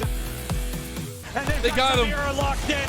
Jeff Oh, does no. a lot of damage, but is finally slain by the Ren. A double kill. Gonfun trying to survive, but it should be too much to bear as they lose 4 members. Only the mid laner survives, or does he? Because Lobos wants it. He is on the That's prowl. it. He's hunting down, and it's an ace. That will be game, victory, and series won by Maryville. Ultimately a 1-on-2. Pulling out. Last one alive. That'll be a destroyed rendezvous. They're running out of bullets. They have to make a reloading effort if they want to repeat again, but the off is here. Jump for a shot. Bait it out. A beautiful one from Bolo. A 3K. God. Unleash power, almost getting him. Oh. Hard. Gets 2. They actually turn it around because they got the solo kill on the other side that helped out. They Now killed each Gorica, other in bot You lane. gotta kill Gorica. Can you kill Gorica? I don't think so. Bam, He's too bam, low. bam, bam, He's bam. huge. He's throwing those axes to get a triple kill. I really don't know what all this utility is looking to accomplish, but I guess it's doing it. They're still alive. 1 HP, 1 player, 1 chance to stop and keep this opportunity under their belt. 1 more shot needed. 6 bullets left. A kill. Oh! Can't do it. It's Flowery with another 4K.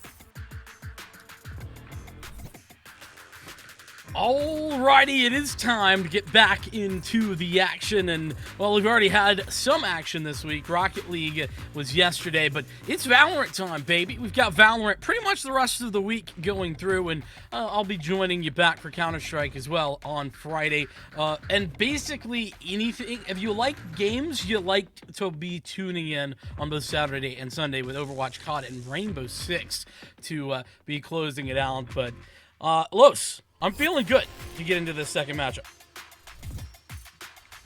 Huh? What? Oh! We still got some more Valorant. I kind of fell asleep during that little break, but hey, we're about to wake up because it is time for our second BO3.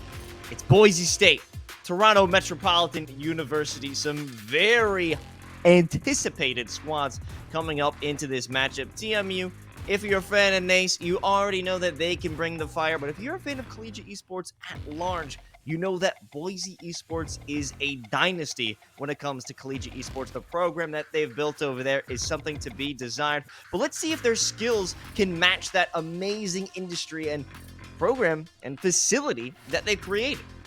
Yeah, I think that their Valorant team is one that is strong, but it's sort of like in that JMU category, actually, where they're strong, but they aren't quite at the very tip top, at least not on paper. I'm very excited to see what they have to offer, but I think Toronto Metro University, they showed us. I mean, you and I got to see this TMU squad just a few weeks back, and you mentioned that they played JMU. They played very well. They won in 2-0 fashion, but here is the rosters. J-Bag, Dymo, Aldim, Rihanna, and Skies to close out the Boise State side of things. But Los, take me through this Toronto team. Who should we be looking out for? Okay, well, we'll just read them down and then we'll circle back to the number one in my mind. We've got Bread, Huns, Asukai, Flix, and Neki. Huns, that is my top pick. They were top in the leaderboards, top on the charts, and I'm absolutely excited to see what they can bring to the table. However, Neki, that is a player who has come through in multiple clutch scenarios, so I would be on the lookout. If you really need someone to dig deep and pull out a victory for Toronto, it's going to be them. But also, we got a chance to talk to Flix, and I just love their attitude. Honestly, a lot of fun during that interview. I know, yeah. All I remember from that entire broadcast was that interview because it was so much fun. So I don't know if we're going to get to talk to Flix on a victory for Toronto or not, but what I do know is that they got some serious spunk, and I'm prepared for this map pull. Haven, we're headed to somewhere a little bit different than we've seen. We already saw Ascent and Icebox today. It'll be Bind and then into Pearl should it be necessary. I'm going to be honest with you.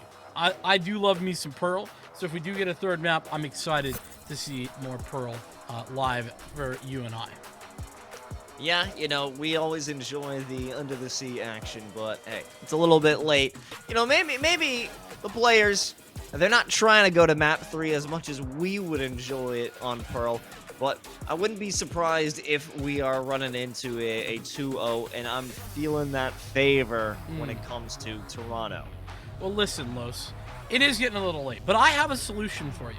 And I have a solution for all of our amazing partner teams that are in the Canadian region, because one of our awesome initiatives is with Monster Energy. They're an official partner of the NACE Star League, and if you didn't know, Canadian esports clubs can receive complimentary Monster Energy on campus.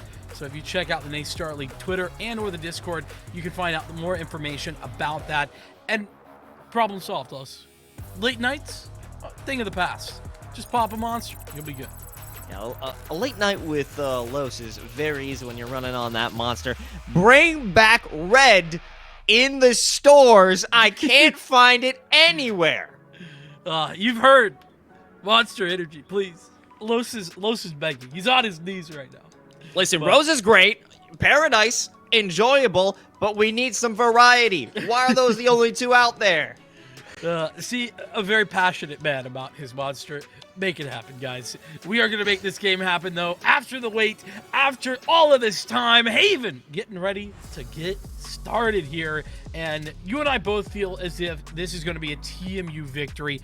I think that the reason, if I were to maybe just for myself speak about the reason, is just our familiarity with this TMU team. We got introduced to them against JMU, a squad that we know a lot about, and I think that has breeded a lot of respect in our minds.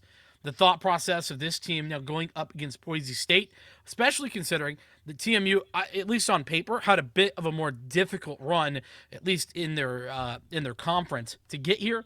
Boise State was a little bit weaker of a conference, and they also had a loss. So that's just my thought process, Los. No, that totally makes sense. You know, we got to say that the East Coast really got it going on in terms of those collegiate programs. Have to say, this is the place to be. Boise on the other side of the coast, over in Idaho, I believe. Yeah. One of the I states. One of the I states that ended a vowel. It's one of them. I mean, it's like only two, Iowa and Idaho. So yeah, 50-50 on that one, but I wouldn't say it's a 50-50 on this series. And because you have that tougher conference, that's what. How many times are we going to really talk about it, Vincent? I think it's going to be a consistent theme. When you're playing against better teams, you're going to become better. When you're playing against, teams that wouldn't exactly give most of these East Coast squads a real run for their money, then you may get accustomed to not strong opponents. So I think it might be a little bit of a rough start for Boise, but once they adjust to the speed that Toronto likes to play and the skill power that they're bringing in, I'm sure they could come back in and bring us a very solid series here. I'm on board with that. Well, you know what? You should be on board with our partners over at the Army ROTC. Want to become a leader? Well, make sure you become a leader for life over there with the Army ROTC. Los, I gotta keep it a buck with you. I'm a little scared for Boise, but I want to be pleasantly surprised. This is where a team that we haven't yet gotten a chance to look at on stream can show us what they are made of. Let's get it going. We got the C attack started here. 4 players, actually 5 players walking that way. No walk on a C absolutely for free. A dark cover. Won't even given the option to Neki to be able to take some shots out through the hallway, but this is going to be dangerous. Flashpoint forcing Skies away, but this all comes down to maybe something out of Skies able to lighten the load, make things easier. Okay, that's exactly what they needed and more.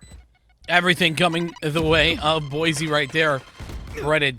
The HP is now in a rough spot. And it's going to be over. Dymo to shut it down. Boise State, they walk into a free and open site, but that's not what it is. It's not free to hold. It's just free to take. TMU couldn't make it happen, and they are pushed away on that pistol round. Nice start. Boise State already starting out a very strong fashion. Pistol round is a tone setter. Nice opener, but I mean, right click from Skies. I think that is a major fumble from TMU, allowing that to take place when you had such a strong force to go against it. But hey, it is what it is. We'll see how the response is going to come out, and I'd expect might be able to scrounge about 1 or 2 against Boise, but other than that, a real steamroll onto C. Yeah, this one, I mean, should be one of the easiest in the game, especially without a force fight. It's the only thing I saw was a couple of, I think there was 2 shorties. That was it. Otherwise, it was classics across the board. So TMU would do well just to get anything, and I told a lie. That was actually a frenzy. But they didn't get a darn thing across the board. Nice little triple kill there. Rihanna doing the hard work, or maybe pretty easy work considering the round we're in. But hey, here's the bonus. Boise State, what can they offer? One thing that I really like to see on rounds like this, these bonus rounds, Los, is I really love to see teams that get a little bit outside of their comfort zone. They change things up. They don't play standard. And they try to make it a little bit different. Well, I mean, they're going to have to come up with a real opportunity here. They're mostly rocking with the Spectres. And we have a very aggressive TMU. Look how many players are out of mid. You've got Bread. He wants to walk out from double doors, and that guiding light is going to give them the opportunity. They take a lot of space, but the question remains, how are they going to take advantage of it? If Bread can escape with that one for free, that's actually massive. Yeah, that's a huge start. not to find any sort of return frag either, and Flix is here, ready and waiting. Despite J-Bag being aware of that, they get out. Flix is ridiculous to get away with this. He's going right around, wants another. Activating the high gear, but I think it's just a bit of a feint. Sky's around the corner with the Spectre. They're able to enact some retribution, but they're still down by Last 2. player standing. Alum Spike down A. only able to maneuver into sewers long enough to find themselves at death's hand. Skies is trapped. They can't move anywhere. Yeah, that feels bad. Caught in between bullets from the right, stuns on the left, and enemies closing in from all other sides. Boise State. Not a great round from them, but it was the bonus round. It was not going to be easy to do too much of anything. And I mentioned I wanted to see something different. Well, I think we were disappointed a little bit, but That works. all things considered, not too much on the expectation category. Here's where the real expectations come in, and the heavy ones at that. All set. The gun round. I don't really like that Huns is outside of the rendezvous. I mean, yeah, they're waiting for a sound cue if anyone wants to push up and just keeping it safe as that a surprise angle for Daimyo. If they want to push this one up ahead, they've got support as well. I'd be surprised if a paint shell is enacted. However, the swing from Huns is too early for that to be necessary. Bring them down. Significant HP loss, though. As you mentioned, a very risky maneuver for TMU. And so off the back of that information, they're going to be able to move forward just a little bit. And there's the opening bread, taking a very aggressive duel on the site. And ultimately goes down for the trouble. So TMU, they might have won that last round with ease, but this one's going to be a lot harder with a 3v5 retake. Especially with Skies on that wonderfully tasty flank angle. Able to turn it around as well. I mean, they're probably going to walk out with a 3K. Unless Flix is good for that. But now they have a very hard task ahead of them, and it will absolutely not be completed. And it really was a small mistake that TMU made, right? They got the early information. Skies, or rather, it was Huns, pardon me, who aggressed over it long, ended up getting tagged down, and they realized that the site might be a little bit weak because of that. Bread rotates over, trying to be the guy to stand tall, and unfortunately, swings a little bit too wide, gets stunned in the process or flashed out, and it just isn't enough to stop any of the aggression. Boise State doing a good job. Going out. Yeah, fantastic start for this squad. But kicking things off to high speed, we've got... Oh, what? I can't believe that Flix was able to kick that kill. Even with the rendezvous, it simply wasn't enough. And after that, an attempt to rush on through the sky smoke, followed up by a molly. It feels like it was just not a well thought out execute by Boise after such great rounds. I mean, I don't think that the execute was the problem per se. I think they kind of got forced into a corner where they just had to push into C because of the aggression that Flix put on towards A. Like, if Flix is pushed all the way through, finds the guy lurking in Skies, that guy's down, you have to do one of... There's only two options. You either wait or you go. You have to do one of them, and it makes more sense to go. Unfortunately, TMU were already set up on that C site. You want to play? Let's play. Another Flix aggressive play. Yeah, that'll be sniffed out by the Prowler. However, won't be any further commitment because it's just too risky at this point with the artillery barrage of utility. I'm liking this, but not quite. Really, Vincent, with this placement of Ray Rihanna? Yeah, I mean, I think it's fine. It's definitely a little bit odd, but I think that plays into it. That's good. It's not going to be very well thought of. Of course, the real problem for Ray Rihanna is that if Huns is just going to hold this with an op, that's never going to be effective. The rendezvous to get out of there, once again, at the cost of significant health, but Reddit needs to do better this time. Oh, that's a huge fault line. Well, there's a real fault in the fact that they were hiding behind the box, and that was a perfectly placed paint shell from Aldum. It's a double kill, so they got another one refreshed like that. That's what I call a free paint shell if I've ever seen one. Now a 3-on-4 tour de force, so out only a 1-for-1 on the entry. Last player standing. Neki, I mean, we talked about their clutch potential earlier, but this is not one of those situations as Skies was waiting for that exact moment, the rotation around the box. And it's an easy shot with the tour de force. Boise State currently leading by 2, but it is a back and forth in these previous rounds.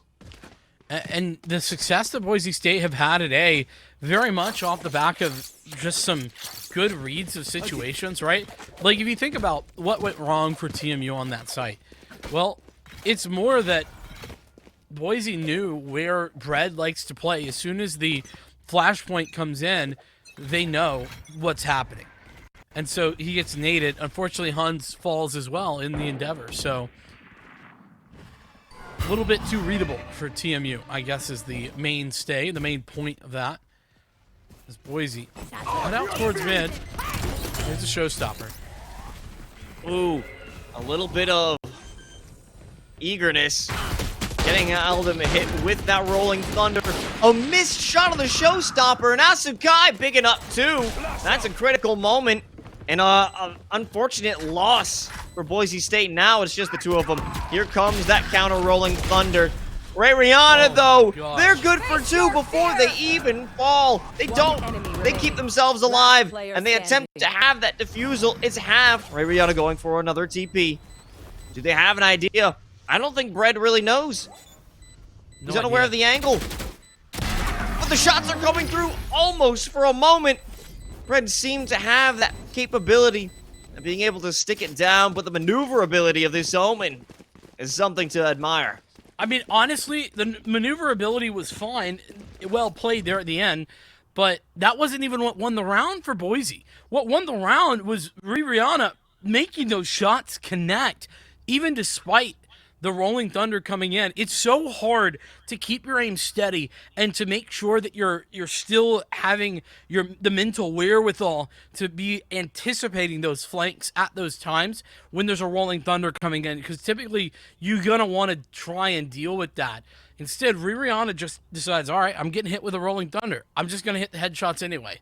Does that ×2 and carries them over the edge for a 5-2 lead. Yeah, and that comes off a critical win, a double from Asukai, and Ray Rihanna turns the round on its head, and it feels that it's a consistent outplay back and forth, but Boise State trading those major moments is still going to come out on top. And it was a big investment, I would say, from TMU as well, putting in that Rolling Thunder, but also Boise State committing quite a few ultimates themselves. That's fair. Yeah, I mean, it was a back and forth, right? Like lots of investments into that last round, all things considered. But I think the real takeaway for me is the clutch power that Ray Rihanna has at their disposal. So TMU, not in the greatest of spots.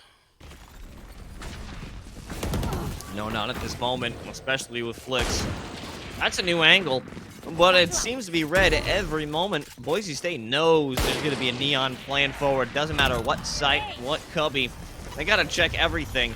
And Flicks doesn't have either the hardware, the reaction, or the support to be able to find those shots. Another entry onto the A side. It feels like these come, I mean, free is probably the wrong word, but it certainly feels that way. Zaldum going to connect another. This is all over. Asukai, last alive, and hoping to get something out of this. A Bucky in hand. Might get an exit. Maybe. It's a great Bucky skin. Oh, I think the idea here is... Oh, at least I thought I had the idea. I'm going to try and... Ninja? Get the kill onto Daimyo. Oh.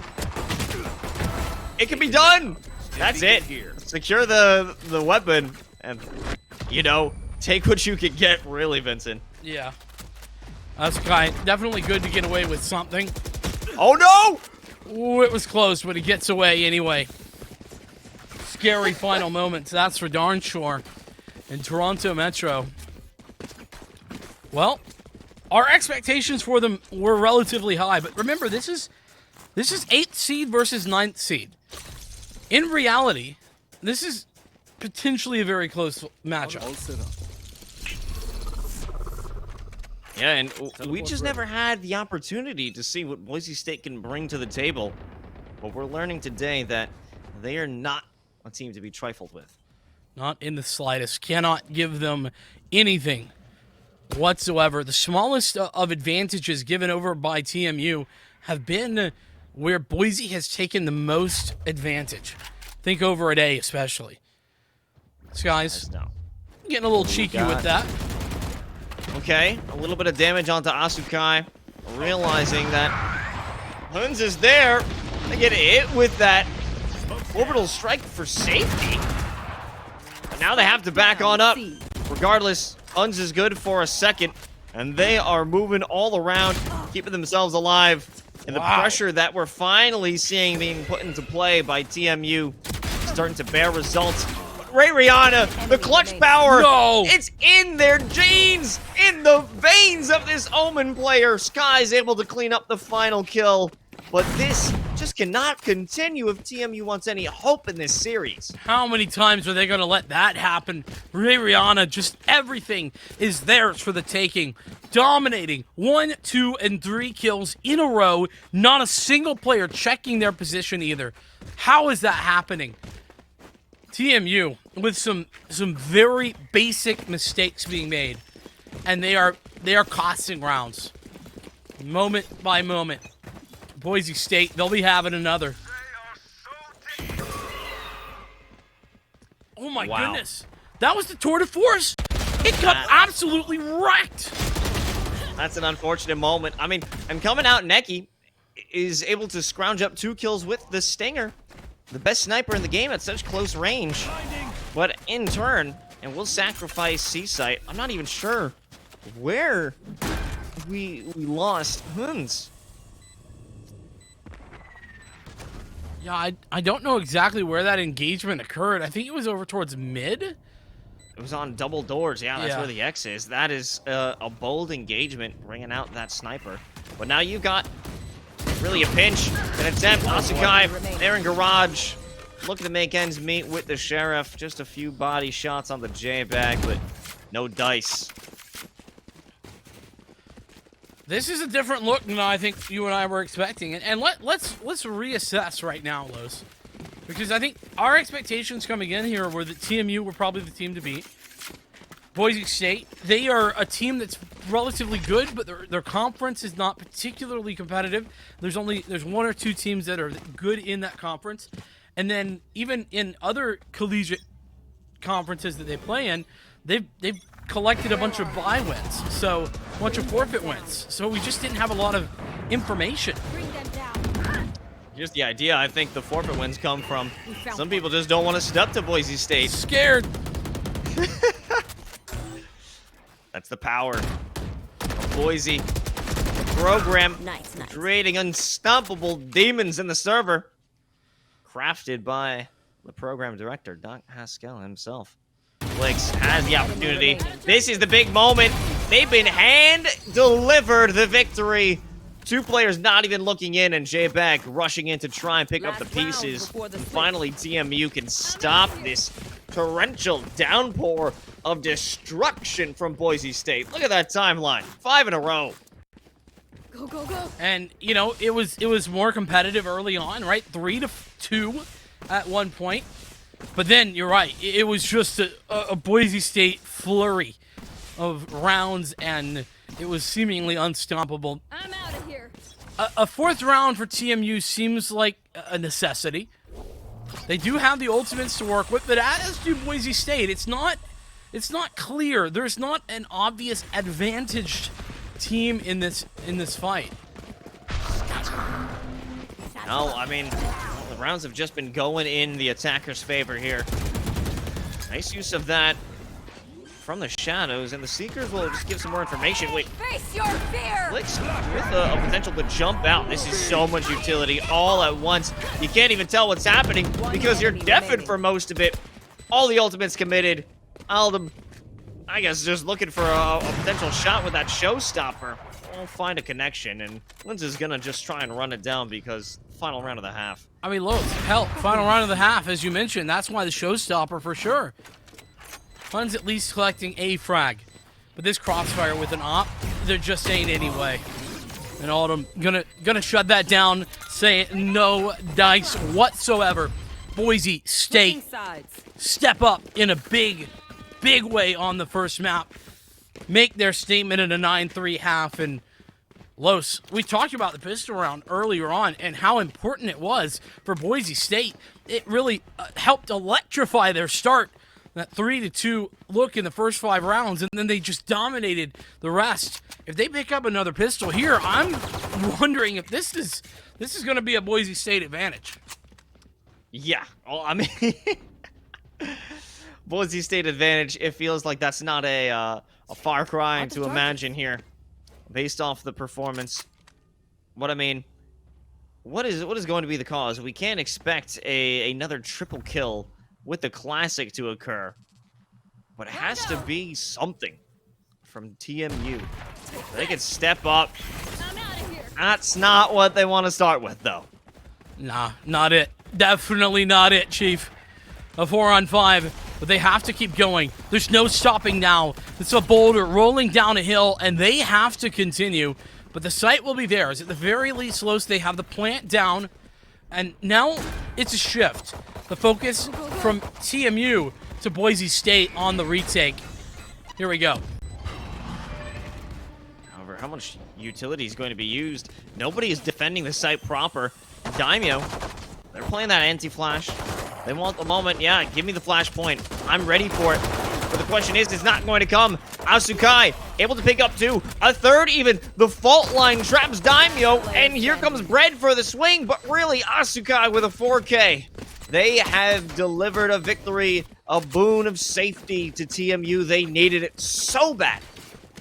They did. I mean, I just talked about it. Must win. Absolutely imperative for this TMU squad, and they do it right here, right now. And you know why it's so important, though? It's because this is their map pick. It's because they elected to go here. They cannot. You wouldn't think that this is the map pick based off of the timeline here. Toronto Metropolitan University really struggling at the moment, but it's the opportunity of the lifetime to secure that pistol. That's exactly the point, but it's still a long way home. I'm a good shot. Asukai, though, has been phenomenal. Picking up, I feel like it's kind of crazy. The controllers have been so clutch in these rounds, considering, you know, on paper, your controller not always going to be in that position. But this one's a flawless, Los. It is fully free, as they say. TMU, a big confidence builder. That's the sort of round that they just had. That works. They're going to need that confidence going into the buzzsaw that is all of these rifles. And you know, it's just 2 rounds in a row, but all of a sudden, this round disparity, it doesn't feel so daunting. That's right. 5-9 and 3-9 are wildly different, despite just being 2 away. It gives you a bit of safety, some confidence in yourself to realize, okay, we got this. Just a couple more. Keep playing your game. Stay focused, and we can bring it back under our control. Now, they don't have it quite yet, but B certainly is in their grasp. You know, I was about to say, control, they've got it on lock, at least for B at the moment. Skies, though, where did that engagement happen? That's brutal. Flix is very important. Needs at least 1. They've got it. Might be able to bring more. These relay bolts are putting extra pressure, and a second from Flix onto J-Bag is critical. Realizing there's 2 by Roger, at least somebody. It's good for Brett to take down 1. Reviana secures a trade. They have an interesting pinch, but no one's on the site. No one can stop this defusal except for Neki, who finally does make that connection. They're still inside the site, narrowly making their way through that dark cover, but it can still be spotted. It clips through the smoke. And Ray Rihanna, I mean, like, who else would do this clutch, Vincent, but this Omen? There's literally no one else. Not a single other person for Boise State has been this clutch. 17, 8, and 5. What a scoreline for an Omen player. You just don't see this in your controller that often, and when you do, you need to hang on to it because that clutch factor is huge. I mean, that's why some of the best controller players in the world are the best, is because they have that clutch factor. And Ray Rihanna, right there, doing that in spades for their team, the third clutch of this map. It's the high caliber player that you need if you want to have real success in collegiate and without. The opportunity now lies again for TMU. They got an opening pick onto Aldum.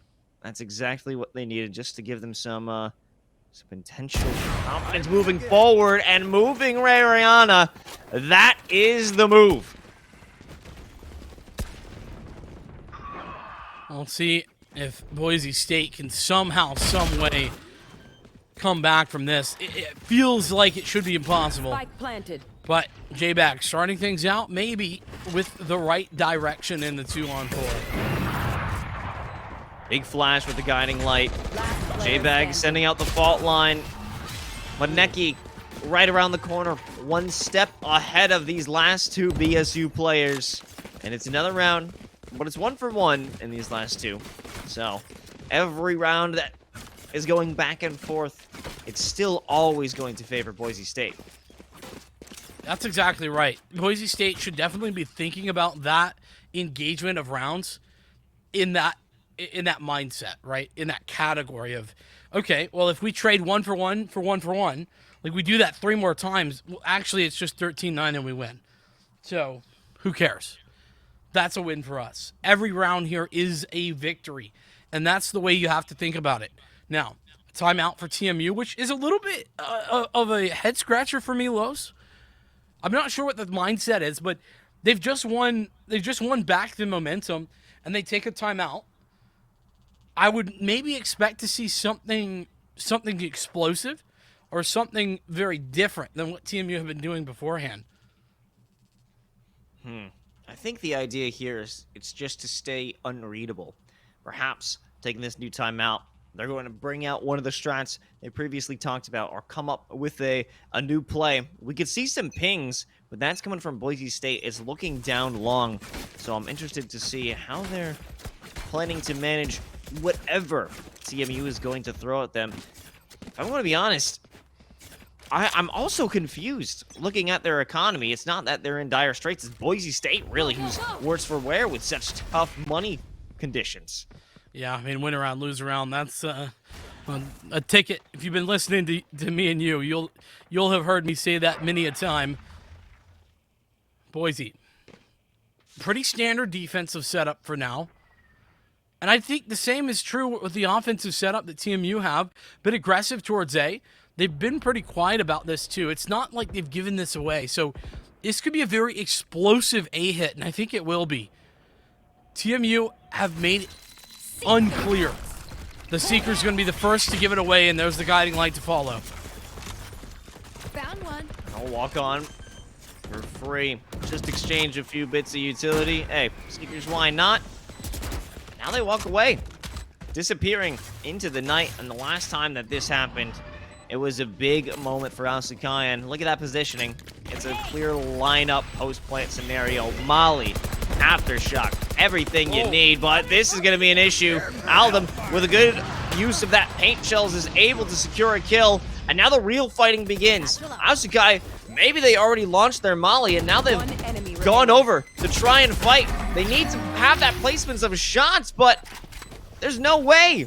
The Molly doesn't make a connection, and the defensive defusal actually finds success. Yeah, that's a bit concerning if you're TMU, actually. TMU did everything right there. They got the site for free. They didn't force a bunch of defensive ults from Boise State.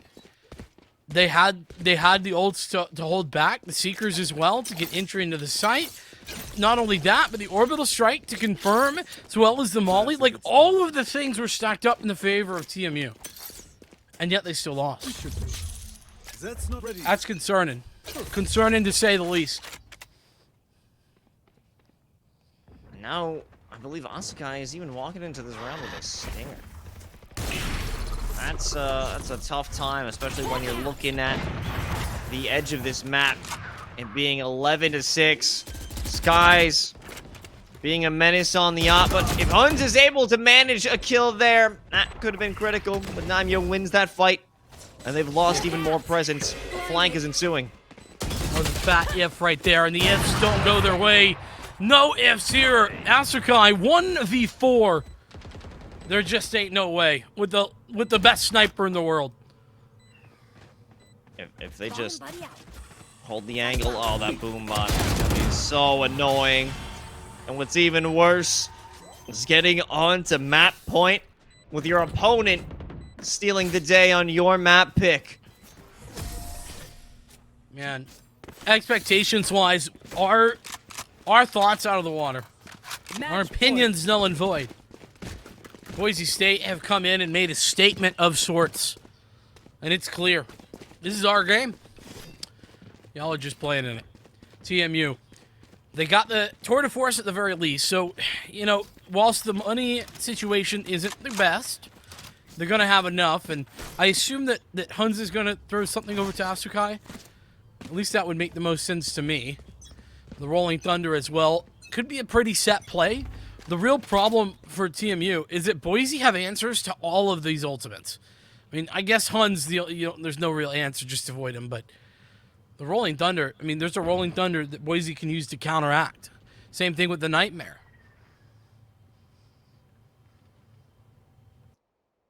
A lot quieter this time, because everything's on the line. Flicks not rushing into this situation.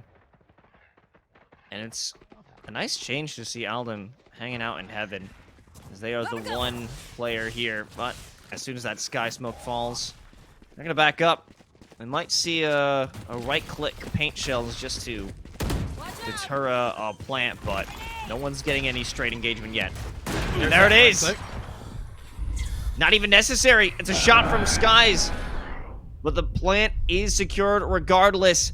Oh, God. Neki didn't have the right positioning on that guiding light. They were blinded, but still they can fight. They're not done yet. They can actually secure another kill and provide an opportunity for Flicks to come around the box and pick up a third. They're not done yet. 7-12, and TMU are still fighting. A very scary round there from TMU, but they do get away with it. You know, props to make it happen. It was a little weird, as mentioned, Neki blinding themselves up, but is able to get vision back just in time to set themselves up. And I think part of the reason that worked is that Neki ends up blinding everybody who's peeking as well, so it just works out for Flicks to take the additional kills. If I can't see, well, neither can you. Not really a situation I'd imagine works out, but here we are. Flicks doing the opposite of last round. They're going crazy. They've got the overdrive. Relay bolts out there, but there's just no opportunity. Either there's utility denying them entrance, or the smoke doesn't give them vision. So the question is, how is this going to find value? They've got no opportunity, no vision, no chance for a shot. But Brett and Asukai are there to give support. Here comes the Rolling Thunder. But it's, I don't even know where it hits. And in a moment, we've got Aldem. They get a kill with the showstopper, but Huns is able to get revenge before he even falls. The spike is not planted, but it's a 1v1. Hunter's Fury, or I say Hunter's Fury, excuse me, Tour de Force. Prepared and already out. I don't know how you could use this orbital strike until you get the spike planted, actually, though. And that's the real problem. The good news for TMU is that Skies is playing this pretty passive. Has really no idea where this player could be located. And so, for that reason, is about as passive as you're ever going to get. Out of charges. Okay. Maybe a run over to C? No. They make the commitment. It's not even a commitment. It just wants to trick Skies into coming out. Where? Oh, no! You gotta go for the plan. I don't know what the situation would be. But a missed shot, it causes just a quick misstep in terms of the thinking for Asukai. They didn't know what to do. They wanted to go for a fight. Went for another plant. Went for the peak again. And against the Tour de Force, that is such a rough duel to take. And in the end, it's going to be TMU losing their map pick and Boise State making a statement here on Haven. Yeah, I think that round, especially the very end of it, really does tell a story similar to what we're seeing all map long. And that is that there were small advantages that Boise were able to find off of TMU mistakes. And they weren't large. They definitely weren't things that I would say were egregious by any means. It was just small things, like taking those engagements at long with the chamber pretty consistently, doing a lot of damage there. If they rendezvous out, they know that the site's pretty much wide open, and even when Bread was rotating in, Bread was often only times able to find one. So it was those small things that were very readable that made Boise State so clearly better, especially on the attack.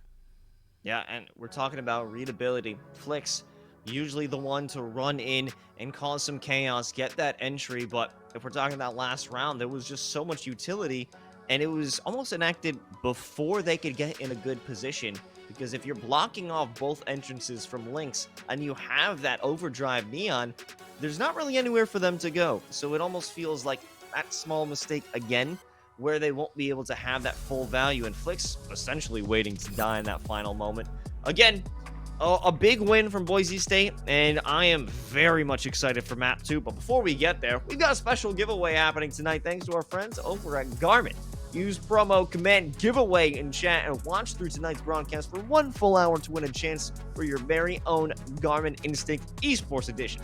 The Garmin Instinct Esports Edition is the GPS gaming smartwatch built for victories. With a dedicated esports activity profile, track and analyze your body's performance while gaming. Again, command giveaway and just watch the show for an hour, which is going to be easy because I think this series might have a chance for going the distance. Regardless, we'll find out if that's the case after we head to Map 2 right after this break.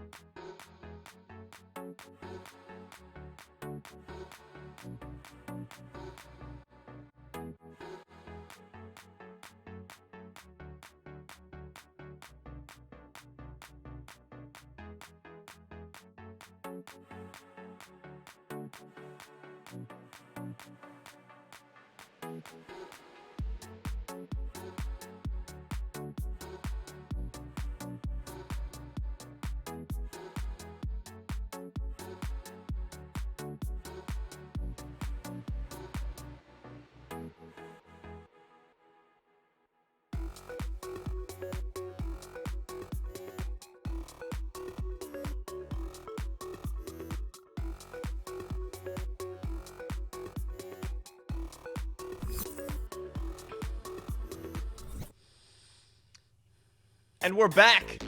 It's a very interesting series so far with our predictions really not going how we expected. At least not for the beginning, Vincent. What are you thinking so far against Boise State and TMU?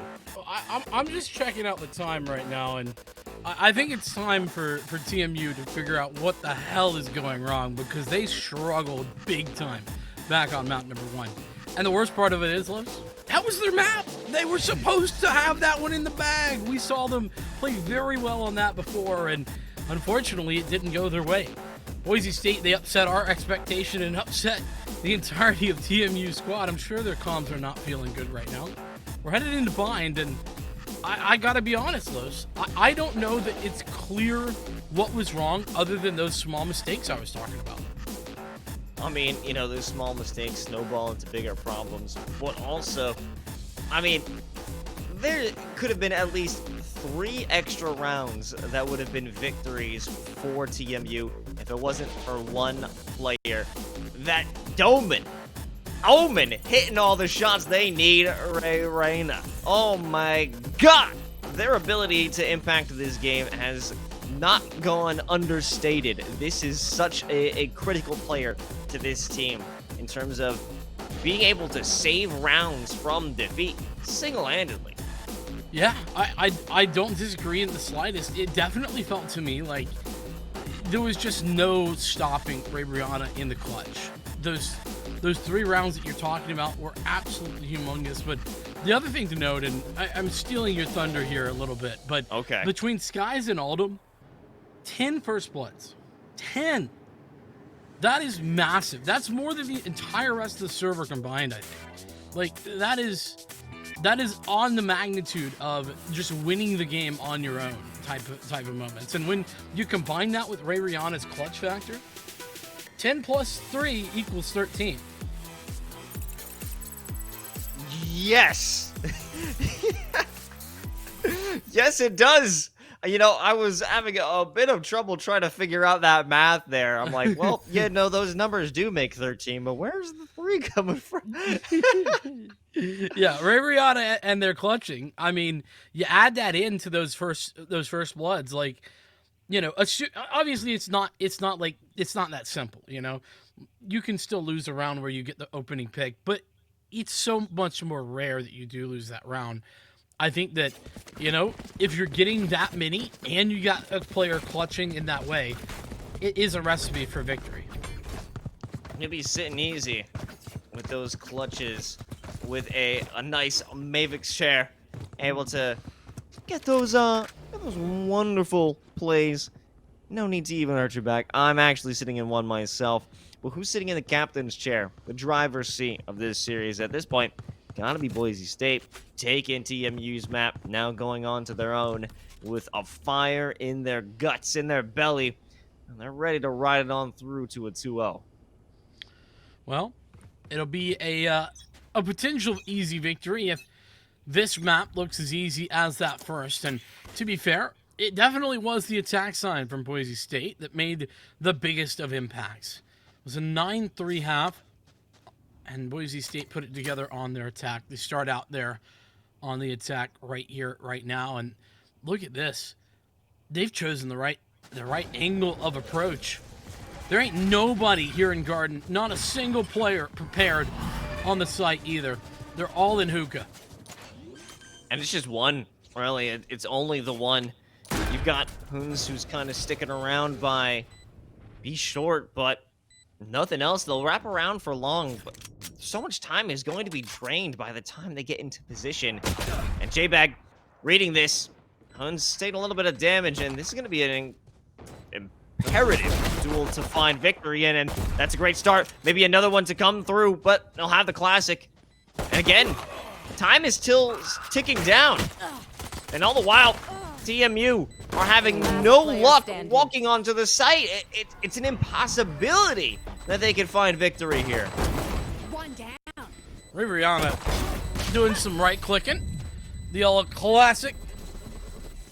Neki at least collecting a couple on the exit, but I mean, it's just not enough. It's just not quite there. And so TMU, they went 1 for 1 on pistol rounds in the last map. They start out with a loss on this one. Boise State looking very strong and a pretty aggressive buy. Look at the investments here, Los. 2 rifles, or I should say 2 Phantoms, and a Bulldog, along with 2 Spectres. This is a team that is not expecting to lose anybody in this round. And I'm not expecting it either, based off of that performance in the previous. Poison orb Boise State. Oh, Hoons. A lot of damage on that one. Sky is nowhere to be seen, so the healing isn't going to come through. And a good read from Skies as well in the back line. They're about to get a lot more information. A potential pinch.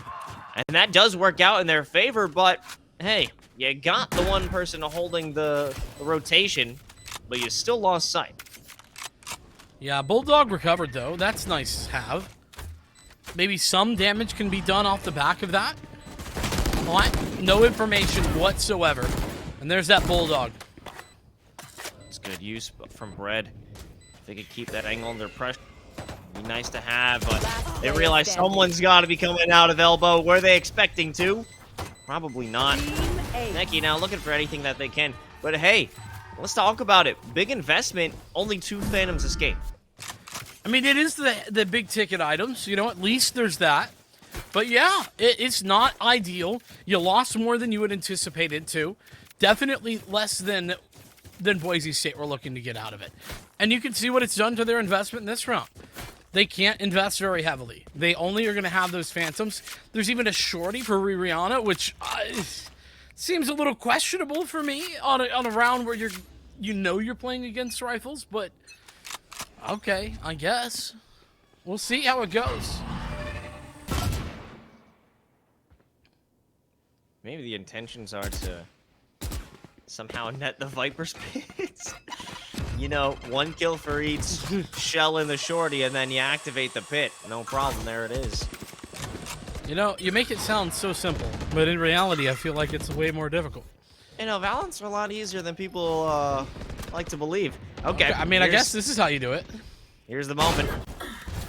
And Sakai, well, they've got the better shotty. Yeah, it's sort of like, you know, you're having an argument with your big brother, and you're both young. You just lose. He's just a bit bigger. See, that's why you gotta wait till the rifle round, and then Nah. when you're both grown up, then it's like, oh, who's really stronger now? That's right. After pumping the iron. Boise State gonna have to do some pumping here if they want to get into this round.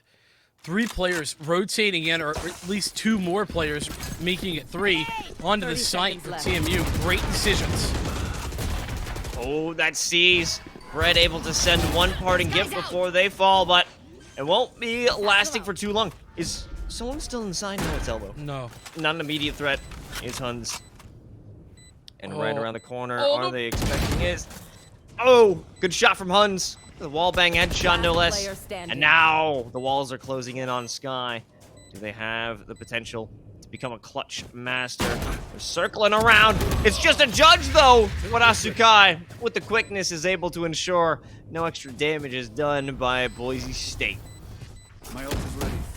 Oh man, that judge got max value out of that round, though. I love the judge on this map. I mean, I think it's actually somehow still a little underrated here.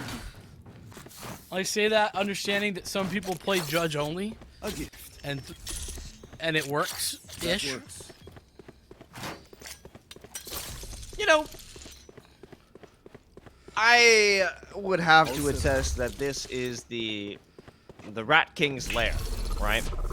Yep. This is where you bring out the judge, where it's most valuable, and the opponents are most vulnerable. Sky's definitely vulnerable there, and it's a good pick, but the aggression is actually heading down toward long. Everyone vulnerable to the tour de force, to be fair. Necky on an island right now. Oh, but they are surviving! Spike down. That is critical! 2 easy headshots from Necky, and support as well. The rest of the team leaving Rihanna. They've been known to clutch and more value from the judge. He brought that in from the previous round and said, I don't need a rifle. I've got the judge. What are rifles? I just judge all the time, man. That's a full-time judge right there. Pays well, I suppose. Boise State, certainly not getting any payouts on that last round. In fact, it's only L's that they got paid. A couple of sheriffs. We'll see what that does. This has been a standard setup for Bread. This early haunt. Where are you? Let's see where that drops. Yeah, just the early information gathering, and that sets up this showers take very solidly. A lot of good. Okay, I don't know how Aldo got there, but whatever. A lot of good setup is the point I was making. Boise State already on to A. Asakai.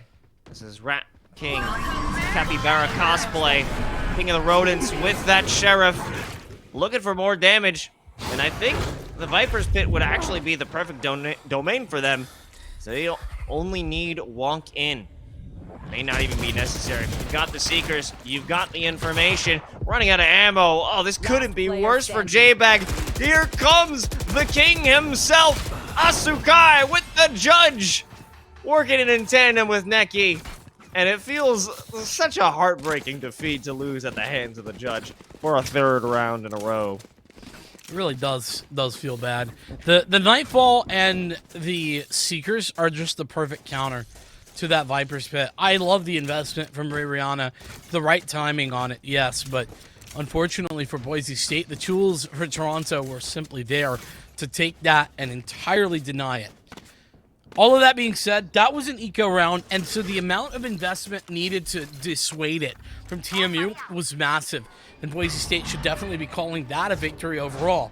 They head into this round with 3 ultimates, a big advantage in that category, and the rifles back in hand. Asakai in the smoke still has the judge. Enemy down. The king is dead. Long live the Rat King. Asukai finally falls. And that's the moment they've been looking for. They realize that's the person you really need to watch out for when it comes to especially clearing you. Alden doesn't want to do it, but they have the spike planted, so as long as they maintain their current territory, they'll be okay. That they will. The plant down and getting it back into this site is going to be very difficult, but maybe if Daimo puts themselves into that position, that will be possible. Sky's even on the run. Sky. Done now. This is almost an inevitability. Boise State are going to collapse. Flicks. It's a shot of hope. TMU. One enemy remaining. And that is going to be it. They have the operator. It's in Huns' hands. They don't want to sacrifice that. I mean, they've got quite a bit of money. That's also 4,700 credits. You don't feel like spending again. Yeah, you could say it's expensive. And only getting more expensive these days. Boise State making things hurt a little bit more on that round, especially. I think that pick, I mean, call it lucky. Call it whatever the heck you want. But great read of the situation from Ray Rihanna, just to be sort of aware of the idea. You know the judge is out there. You know it's been a menace. You don't want to be caught out by it. And taking that extra time to spray into that smoke and find the opening pick is massive. Absolutely is a huge turnaround. Let's play. Only one player committed towards A right now for Boise State. It's well, not even a commitment. Ray Rihanna just was there to put down the wall and now has moved away. A full commitment towards B with only 2 players on the defense for now. This could be the right time to pull out this fast B take. There's also some curiosity that I'm seeing from Alum. It's just a nade with the teleporter though, so nothing too serious. Just a poke and prod at the idea of the offenses, but this shot removing Asukai, critical. Here comes the peek, but it's actually a bait, an attempt to force out the shots. But in the end, that tour de force is looking for more value, hoping to find something equal, but only good for 1. A major commitment as well with the showstopper, but that never had any impact. But Daimyo, oh, they sure do. It's Huns again now with the operator, the last one standing. And I don't know if they have the information. They're stuck in elbow, but they're gonna act as though they know. Well, they are definitely looking to get out of here, but we'll see how stuck they are. Okay, well, now they know. Oh! Yeah, that's what happens when you just stand in the haunt. They know. They know exactly where you are. It's tough, but it's imperative if you get hit with that haunt to adjust your position even slightly to make sure that doesn't happen. And a timeout called by Toronto Metropolitan University. Timed well, I think. Would you tend to agree? I would have to, yeah. They were on a nice string of runs, 3 rounds in a row, but then Boise State coming back with 2. And I like that they're taking this early. They're not allowing this to scale into something insurmountable, something where it is just a runaway of rounds. And we aren't looking at too many left in the half, really on the second leg of it just now. So it's a big opportunity or a big moment to try and slow down the play. Take your time on this one because you don't really have the option to take your time as a defensive player. You have to wait for the pace of Boise State unless you're getting giga aggressive. Hey, look, Daimo has a right gun buddy. He's like you, Los. Yeah. Listen, I just got one today. I'm very happy about it. Make sure you guys DM Los on Twitter at @HandsomeHostLos for a right gun buddy. You have to follow me, actually. I'll be giving away 2. So follow me, DM at @HandsomeHostLos. I'll get you in contact. He's just leading into it now. He doesn't have any way of getting anybody gun buddy, but No, just make sure you follow me. he'll and just then take the followers. We'll see what happens. We'll make it happen. Whoa, and we're talking about them getting giga or aggressive. Here is Flix. What is the use? The orbital strike says, you're not getting away, Rariana. You shall not end here. You shall not pass through the cavern of dreams and fate. But in the end, Boise State says, okay, just run to sight, quick. Just run. Scary. Oh, that Prowler. Great timing. Poor Hunt. I'm gonna get smacked in the face with that one. I mean, what a crazy aggressive... Oh, it's Showstopper. Uh-oh. One enemy remaining. Okay, I mean, a shot out of the sky. Enough of a bit of retribution, but it's still a 3-on-1. This spike isn't planted. And everybody's looking at you. And that'll be a good round for TMU. A bold one. A fresh take. Not something I expected at all. I was just about to say, Los, like, there's very few things that surprise me on this map anymore. I feel like, unfortunately, we've kind of figured out a lot of what to do. But that is a new one for me. I don't think I've ever seen that before. That's pretty new. I love the quick thinking from Asukai just to put down the orbital strike, saying, we're gonna get this kill. You either die to me or you die to the guns. One or the other, bud. Choose your poison. Poison orb emitting. Our response there. Skies, good opener. And now we've got a claimant to the throne It's of Rat swapping King. hands. I like it. But the question is, will that actually have any value? I mean, it's got to be an avenue because you're getting consistent sky smokes blocking off the entry from triple and truck. So the spike goes down. There is an orbital strike available now for Boise State, but they got to get out first. And the Seekers committed very early on. Last player standing. Guy, the only one to exit that smoke with a successful shot. But Skies and Daimyo, those are the heroes of this round. Methodical, able to take down their marks and clear things up for the rest of BSU. Really brilliant post-plant positioning from Boise. They put themselves in the right spots, make sure that Daimo can come out at the right time, gets a double kill, but he's not even required to do that. All that's required is the one-for-one trades. Daimo does even more. And the Crossfires do the hard yards, do the easy work. And TMU I'll see what they can do. They dialed up some craziness the previous round in order to try and deal with Boise State. I don't know if that's going to work another time, particularly with no ultimates, and especially when there ain't nobody on the site. The B site wide open because TMU have elected to go for that fast A pinch through shower. That was why we saw the teleport. Oh, this is going to be crazy. Let's see what Skies has got for us.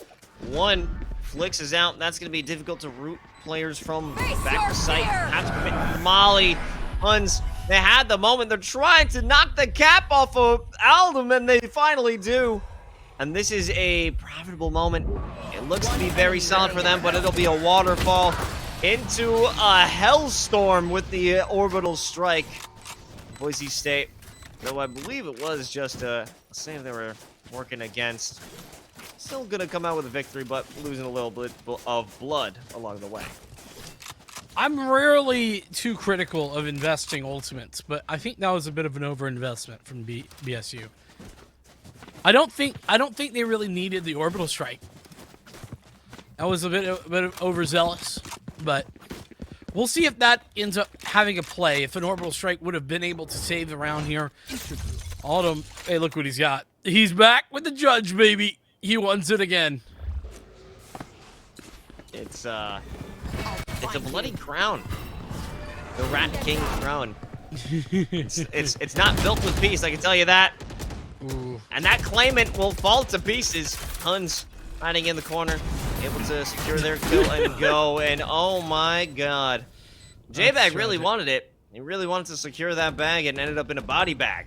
Well, he was seized in place, so it was almost irrelevant. Yeah, I don't think BSU are winning this round. Last player standing.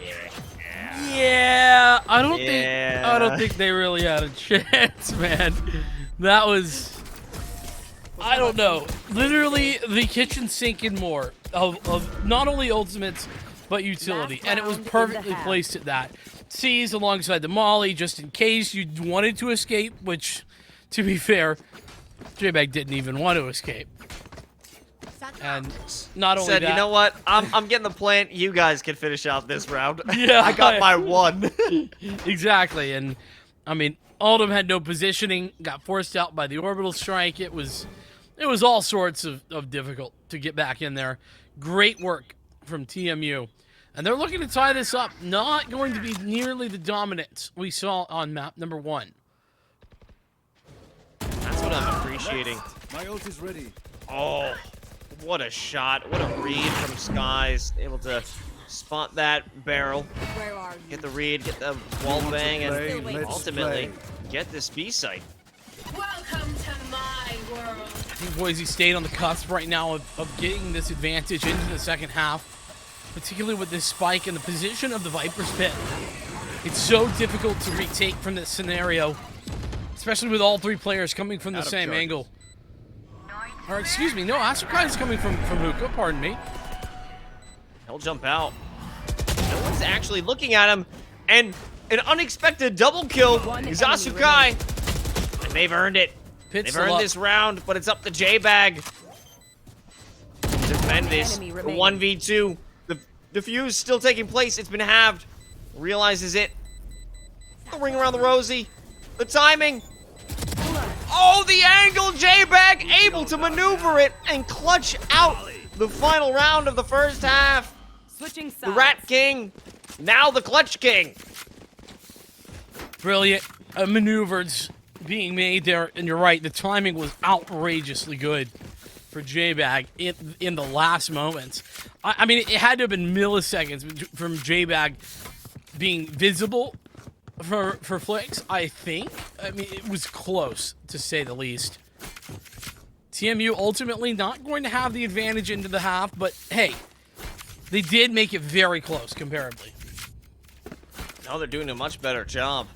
And well, everyone is doing their fair share to help the squad. And you could also do your part to help yourself with BetterHelp. Check it out now with the QR code. And use code 0B1D8 for a little bit extra boost. Yeah, mine's 80085. But let's just get into this next round. Well, TMU, we'll see if they have a favorite. We'll be dialing up on this one. Looks like A is their favorite for now. As Bread is looking to make the entry, has cleared out some angles. Of course, they seem very well aware of the fact that there is a defense abounding in showers. I mean, it's abounding, but I'm Trap curious destroyed. when it's actually going to come to fruition. It's more rather waiting for the market players to walk on through. Once on the right click, I mean, that has, I would say, probably given them the biggest opportunity to save this round. The cavalry coming from market Enemy is remaining. far too late. One enemy Maybe remaining. not. Huns, Not a lot of time. they've got it. It's in their hands. Is he just going to stick to half? I think so, yeah. Oh my god, is it too late? No! Everyone sees Woo! That was a little scary. Huns terrifying me for a moment. But once again, we split the pistols, and TMU take the second of them. And this one's so much more impactful than the previous. The reason I say that is that, well, they could tie the game right here, right now. Azukai nearly got another judge out. Do it. Bring it back. I want to see 2 judges. I'm here for it. I believe in it. Okay. Boo. Yeah, it's gonna be a double satchel judge to try and remove Skies from sight, but oh, well, you know, new opportunity arises. I would say now. I'm not sure what that would be, but they're looking for it. We'll kind of have to find it here and now. Oh, if Boise State could do this. This would be crazy. HP not so advantageous for Aldom, though. But a 3-on-3, I mean, this is not at all winnable when you think about the positioning and the weaponry, but still, damage-wise, very strong already. You know, it felt like that sentence was gonna go a different enemy direction remaining. when you started it. You know, it might have. I can neither confirm nor deny. And that one kill on Tsunami, you're like, oh, there's a little pivot. You know what? I may or may not have pivoted. You will never know, Los. Never know. You'll never catch me alive. Okay. Well, I guess Vincent, well, he'll be left untamed, but the question remains, is Toronto Metropolitan University, will they remain untamed, or is Boise State able to rein them in now that they've got rifles in hands? Big use of that orbital strike. Nobody actually waiting for it. They're ready to read this play onto Flicks. They know it's going to be a fast and loose one running into the site. All of them sending in that boom bot, but no one there. No one really anywhere on site at all to greet TMU. Well, they've all rotated, though, with Boise State. There's only a single player. That's going to be Rirana on the site. Looking to hold. There we go. Gets the shot and gets away, too. Last player And Oh it's- my god. Holy. Los, I blinked, and it was over. What happened? Can you explain? I mean, you know, right around stepped up. That was a 3K for them. No way. It didn't seem like it. It was. And Sky is just coming out of nowhere, said, oh, hey, I'm also here to help. Man, TMU are so willing to use their timeout super early into these halves. It's been effective for them overall. Like, remember, correct me if I'm wrong, but back over on Haven, they were able to win the round out of their timeout, were they not? I'm really accessing my brain's potential here, but I think they did. I think so. I think it was a TMU victory, then their own timeout, and then another TMU victory. That's right. Yes. Good memory. And in the last half, they were able to pull out that crazy round right after their timeout. So maybe this is another one of those situations where they can pull it off. They just lost the bonus.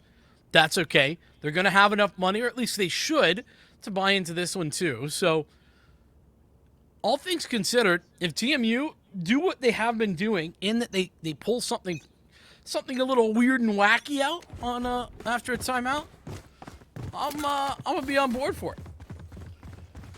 Now, I'm always on the lookout for new strategies that teams are willing to employ.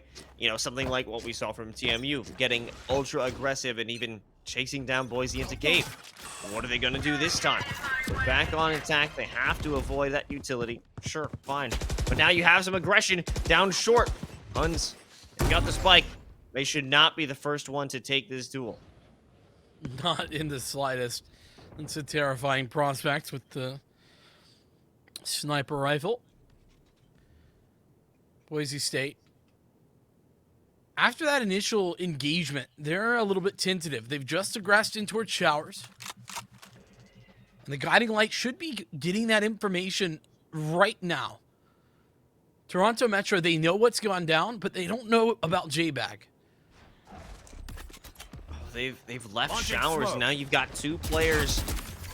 You've got Dymo and Aldum. They're wrapping around. They're saying hello to the main crew. I mean, Neki good for one, but Aldum trades it out. Now you've got a bit more pressure in terms of it's coming back from showers. It's the angle they're not expecting, but Asukai, they're always prepared. That swing from J-Bag was a little bit overzealous. Would have preferred them wait for some sort of utility, but unfortunately that doesn't come to fruition. Here we are. Teleport's ready. 2-on-4. And Boise State seemingly too many angles to clear here, I would imagine. Feels that way, especially with Last this player standing. use of that poison orb, the haunt, everything in tandem. It's a great round for TMU, even though it felt very apprehensive in the beginning with the utility usage. Yeah, I think there's two problems that occurred there. Number one, J-Bag swinging on the site was just not it. I don't think you ever need to be swinging that in that position. The risk without any utility or flash utility or anything to back you up, or even a trade, is so high. But then also, Boise didn't win the fight over in Shower. They ended up losing it, and that's what really allows for TMU to stand tall and confirm that take. And looking further into that fight in Showers, it was a fight by short and then running all the way back from Showers. They didn't create a new angle of pressure. And Asuka was already securing a kill anyway. It was just an easy spray transfer. But now, let's take stock of what's on the docket here. It's an attempt to stop that Trailblazer. Mariana, a little bit of damage incurred, but they have the information. There's a lot of pain running down long. That pain followed by Seekers. The orbital strike as well. That's going to stall things out. Hookah unable to be pushed for a moment. Rihanna does so much work to hold back to two, but it's tied a 2-on-2 scenario, but the HP looks. Last player standing. The HP is looking weak, and chances are bleak. Huns, the last one alive, but it's a 1v2, and you've got a little bit of money to play with, not to mention a tour de 30 force if you seconds need it left. for next round. So they might as well try and ball out, and too focused on the sound cues. They don't see the front row view of Elbow, and Skies gets a freebie, so Boise State can stay on top. Trying to ball out, but he got balled on. Boise State doing whatever they needed to in that round. The timing on the orbital strike came in perfectly. Really felt like that was so disruptive to what TMU were trying to do. In addition to that, Rihanna made sure to get two without going down. Was able to fall back. Tries to take that last fight. Doesn't end up getting anything more, but just the threat of that was so impactful. And BSU take the lead back is 9-8. TMU, this is a big round for them, but their economy pretty much hanging in the in the prospects of this. Double dogs. A double dog dare into Showers, and you'll have an escape, no problem. That's over for J-Bag. They'll back off. Huns looking for anyone prodding ready. for information, but little do they know their counterpart literally right around the corner. You know, it's like saying hello, howdy, and then rendezvous out. It's not the nicest of hellos. It's more like a bullet to the face and see you later. I'm sure that's custom in some culture. I'm not sure what. I don't know that I'd ever want to visit whatever that culture is. No offense. Well, Hun's culture, he returns the favor. And even more on Aldum as they'll continue. They take care of U-Haul. And slowly but surely, Boise State are falling one by one. The site is taking control of and spike planted. And you've got a pinch, but it's a real long shot for this one to work out. However, health is pretty low for TMU, and Necky's death is a good indicator that they might go for it. Poison's off. Huns is holding this drop though. And yeah, Rihanna had to get that kill, had to pull Huns away from that position, and it just doesn't work. TMU, I said it was a massive round, a very important one, and it was. Not only that, but Boise, their economy was hanging by that thread as well. And they have now been pushed back, reset, and tagged down. Only 2 rounds of the 4, or I should say of the 6 this half, have gone the way of Boise State. TMU have been making this work, and it's been scrappy the whole way through. There's nobody really been able to take a massive advantage, but Okay, well, Huns securing 1 kill and able to get away, but it's a give and take. 1 for 1. However, there's no guns secured or recovered by Rihanna. They want it, though. However, with all this far back statement and placement from TMU, they don't want to give any opportunity for an advantageous position for Boise. that's fair enough, but at some point you're going to have to commit. We're approaching the 1-minute mark, and Boise State, they still have that tour de force online. And they could throw a nightfall, so waiting too long isn't particularly a great option. But it looks like the options are getting cleared up. Here comes that push. How are they going to deal with Skies? Face your fear! Second decision, whether or not to shoot the dog or not. Now they have to deal with that nightfall, and Brett activated it. They realize there's some players inside of U-Haul, and they don't need to fight that.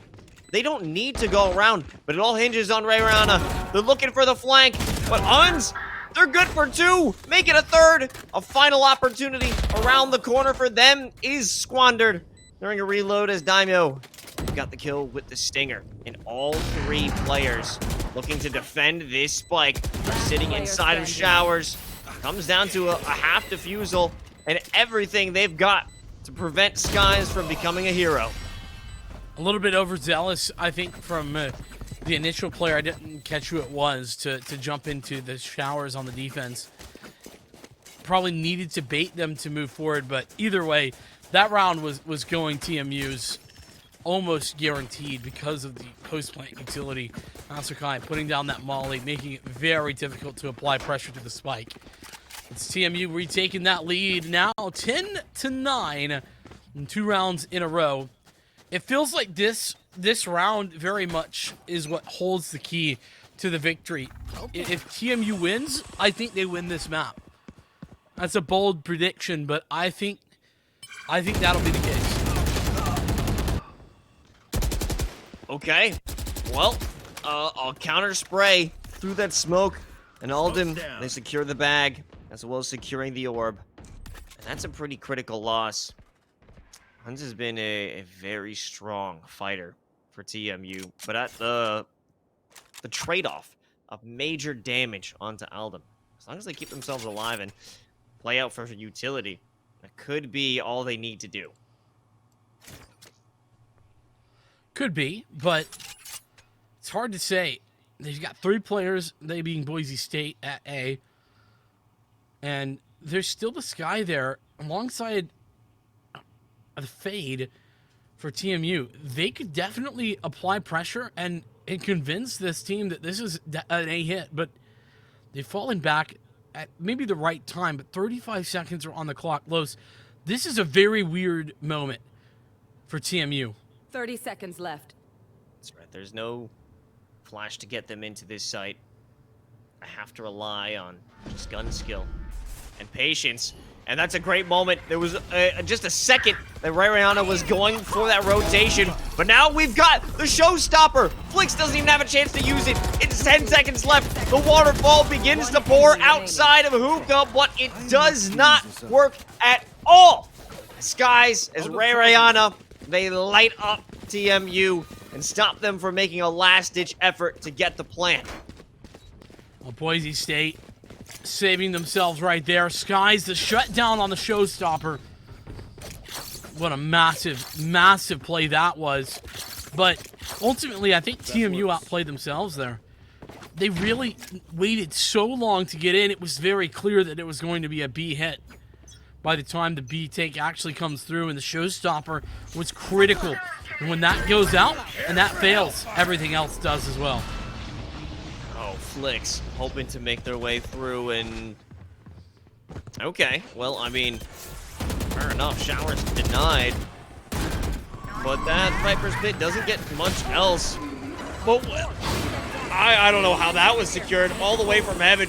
Aldum opens things up. It's a nightfall. How many people are hiding inside of you all like it's a hidey hole? It's the spider nest for them to take safety in, but it's not safe at all. It's up to Huns, the last player standing, to attempt to stop this defusal, but there's no chance. Hold the up for another day. Yeah, and look, they're on the hunt too. Huns is lucky to get out alive. A bit of a missed shot there, and oh man, the money is pretty rough actually. Not great. And Boise State with a statement round, winning that back in massive style, and it puts them at 11. They retake the lead. It's been such a back and forth half. Nobody able to stalwartly plant their flag and say that this is their half. Now that might be changing. Boise State with the advantage. But it's a small one. The saved operator for TMU. Grenade! Putting down a lot of pressure towards A. Nobody can peek, though Boise State not going to be aware of that at the moment. And a 3-player stack for Boise at the B site. A little bit of information with the sound cue, but it's a bit too late. That Trailblazer. And they might have caught wind of, I believe, it was J-Bag at the very end. They have the Seekers available. If they so choose to use it, all 3 will be activated right here, so that'll give them a good indication. I think if it does show that they're here, I've got your might be a trail. cause for a rotation. Or maybe not. They want to make that commitment, and here it comes. But the Sky Smokes are here. You have to jump out. Haunt giving no vision, and Aldum threw a wallbang. I'm not sure what it was. They've secured the first kill, and it forces the rotation to A. I think that was in towards Hookah. And here it comes. Neki not going to be checking the corner at all. Boise State. This should be theirs. Desperation. Rayrayana able to get another 2. Flix. They're flailing. They've got 13 seconds. Another time where time is not their friend. They can't even get the plants. And now their money, their hopes, it's all corrupted going into map and series point for Boise State.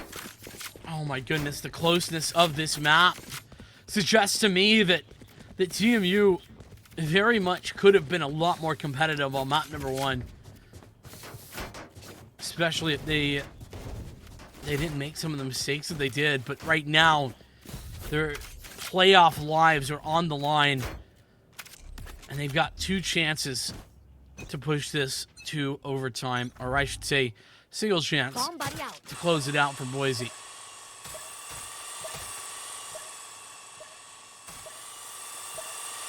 I don't think that's what he intended. It's a Reddit boombot lineup. No, that's a TikTok boombot lineup. Here's the best lineup for your boombot if you're Rays on bind. Exactly. That's how that started off. Exactly. I think I made that video. Plus no, you forgot the vocoder. You need to be, a robot. Okay. Here's the best lineup for Rays boombot on bind. There we go. This is tense.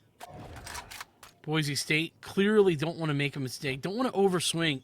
They fought so hard to get this to match point, but TMU patient as ever. They're just waiting for a swing over in showers, a swing over here on short. And as soon as that happens, they're going to pull the trigger. But with 35 seconds left, it's now or never. Big use of that snake bite. And it's waiting for Skies to pick that up as well. It's a 1-for-1. Rihanna realizing if I step out of that smoke, I'm going to die. I'm going to use the orbital strike just to clear out the site, and a spray inside the smoke gives them an extra edge. No longer will they have coverage. J-Bag used every sky smoke they got. Flix is sitting on top of the bench, and that's a good kill. And that's a good molly, but it won't help them. The main focus is down short, and Huns is able to clear things up. A 3K for them, stepping up in a huge way for TMU. He's been the guy all game long. But I think the key there is actually Boise State. A big mistake from J-Bag. Needed to either confirm the kill on the planter or hold on to that orbital strike to clear out some other angle. Didn't get anything out of it, really, because the planter survives. And so with that, TMU now on the cusp of pushing this to overtime. You want to play? Let's play. It's a new angle from Skies. Not one we've seen before. And oh! Where? It is such a critical loss. A massive failure in that peak. And a big breach of the defenses. But that's also an issue. Nice kill on the lurker on B. But now they have to execute as quick as possible because they don't know what might come from behind. And they can't leave. It's a snake fight as well as the poison orb to prevent them from leaving. Oh, J-Bag with a brilliant shot. That is so impactful. Oh, The Molly. That's necessary. They've been waiting on the good utility, and it's been whittled down to a 3v3. Necky's standing in it. They didn't realize they've got this opportunity with the op, but it's another moment with a shot. Simply can't connect. Orbital strike coming in. Huns as well with the tour de force, but they've removed themselves from this situation. Huns is too far away to secure a shot. They'll go for the half defusal, and Huns is continuing. It's a 1v1. The Molly is also there to stop the defusal from occurring. No! The shot didn't connect. He threw everything that he had, but he simply could not win it in the end. Boise State with a Herculean effort to find that defusal in the end. They swipe it away. They deny overtime, though Huns was pushing through everything he had, and they win this series and make their way to the quarterfinals. Oh my goodness, what a crazy ending to that game. It's so insane that this only went to 2. I think that whatever it was, TMU struggled on Haven. It felt like a different game, a different day. This would be a 3-map series every day of that week, but unfortunately for TMU, this is a closer. Boise in 2. And that's the storyline that's going to continue throughout these playoffs. And big congratulations to Boise State. Not only did they come out and they show us that they're a team that is ready to play, but they also show us that our expectations of this team were out of whack, we're out of line, and we're absolutely not what they are all about. I think they showed us what they were capable of. Rihanna, especially on that first map, that is fantastic to see the clutch potential. But on that second map, I love that we were seeing the willingness for Skies to go aggressive on the last round right there. Like, yes, it wasn't something we'd seen before, but that's why it was such a perfect call. Doesn't work out, but I love the confidence to go for that play. Yeah, and keeping things new, keeping them fresh, giving new opportunities and new ideas against your opponents. That's how you find that victory. And as you said, this could have easily gone to a map 3. I mean, it just came down to one misplacement, one guess from Huns in the end to try and find that shot. And honestly, they had made so many maneuvers that didn't result in kills, but still turned it into that 1v1 at the very end. So, I mean, you gotta give it major props to TMU for that one. They put in their all. And I was so surprised with Boise's performances. You know, we got to put respect on their name. After we doubted them and they touted such a major victory. But I really would have loved to see this go to a game 3. Unfortunately, such is not the case. But also, that also means we can still see them fight throughout the rest of the playoffs. Yeah, I think that's what's really exciting. I'm a little disappointed to see this TMU team that we were just so recently introduced to go out in this early fashion, but I think that Boise State very much deserved this victory. They showed us what they had to offer, and again, that bind map, so close. They fought like hell for it, and they deserved this win. It certainly did, and now we have an opportunity to talk with one of the players who actually made this victory possible, and joining us is not Koba. What is going on, my man? How are you feeling after that victory? Yeah, feeling good. I've got the players coming back behind me. Made it a little closer than we feel like it should have been, but it's a great series. Toronto Metropolitan just played really well, and it was a good series all around. We're looking forward to continuing on in NACE. Oh man. Well, let's talk about the program at large then just a little bit, because I feel like we hadn't got a chance to get to know you guys, at least not on the Valorant side of the broadcast. So tell me about the Boise program and just what you guys are all about. Yeah, I mean, we've been a varsity program we're in our 5th year now at the university. This is our 2nd year with Valorant being varsity. We were able to have a lot of success in our 1st year. We won the Mountain West. We were able to travel to the CECC Atlanta national championship, and we've had a really good run so far this year, just dropping to Wichita State earlier in NACE. And so we're actually also flying out to Dallas for the Red Bull National Championship this next weekend. So we're doing well, looking forward to continuing the grind. Cool. Well, that's awesome to hear. Talking about tonight, though, what was y'all's expectations coming into tonight, and what preparations were being made? TMU are not a pushover by any means, and they showed themselves very strong, particularly in that second map. So what were you guys doing to prep for tonight? Yeah, I mean, we were doing the standard. We're looking for VODs. We felt really confident going into Haven. That was what we were looking to play, and then they ended up choosing it for us. And so we felt very good going into it, and we kind of they threw us a curveball with bringing out the breach. Was changed from what we had scouted a little bit, but we saw they were a really good team, so we knew we had to play our best. But just being able to look ahead and being able to see what kind of things we can expect helps quite a bit, and players showed it on the field today. Absolutely. Definitely overcame some adversity going into map 2, but you closed it out in 2.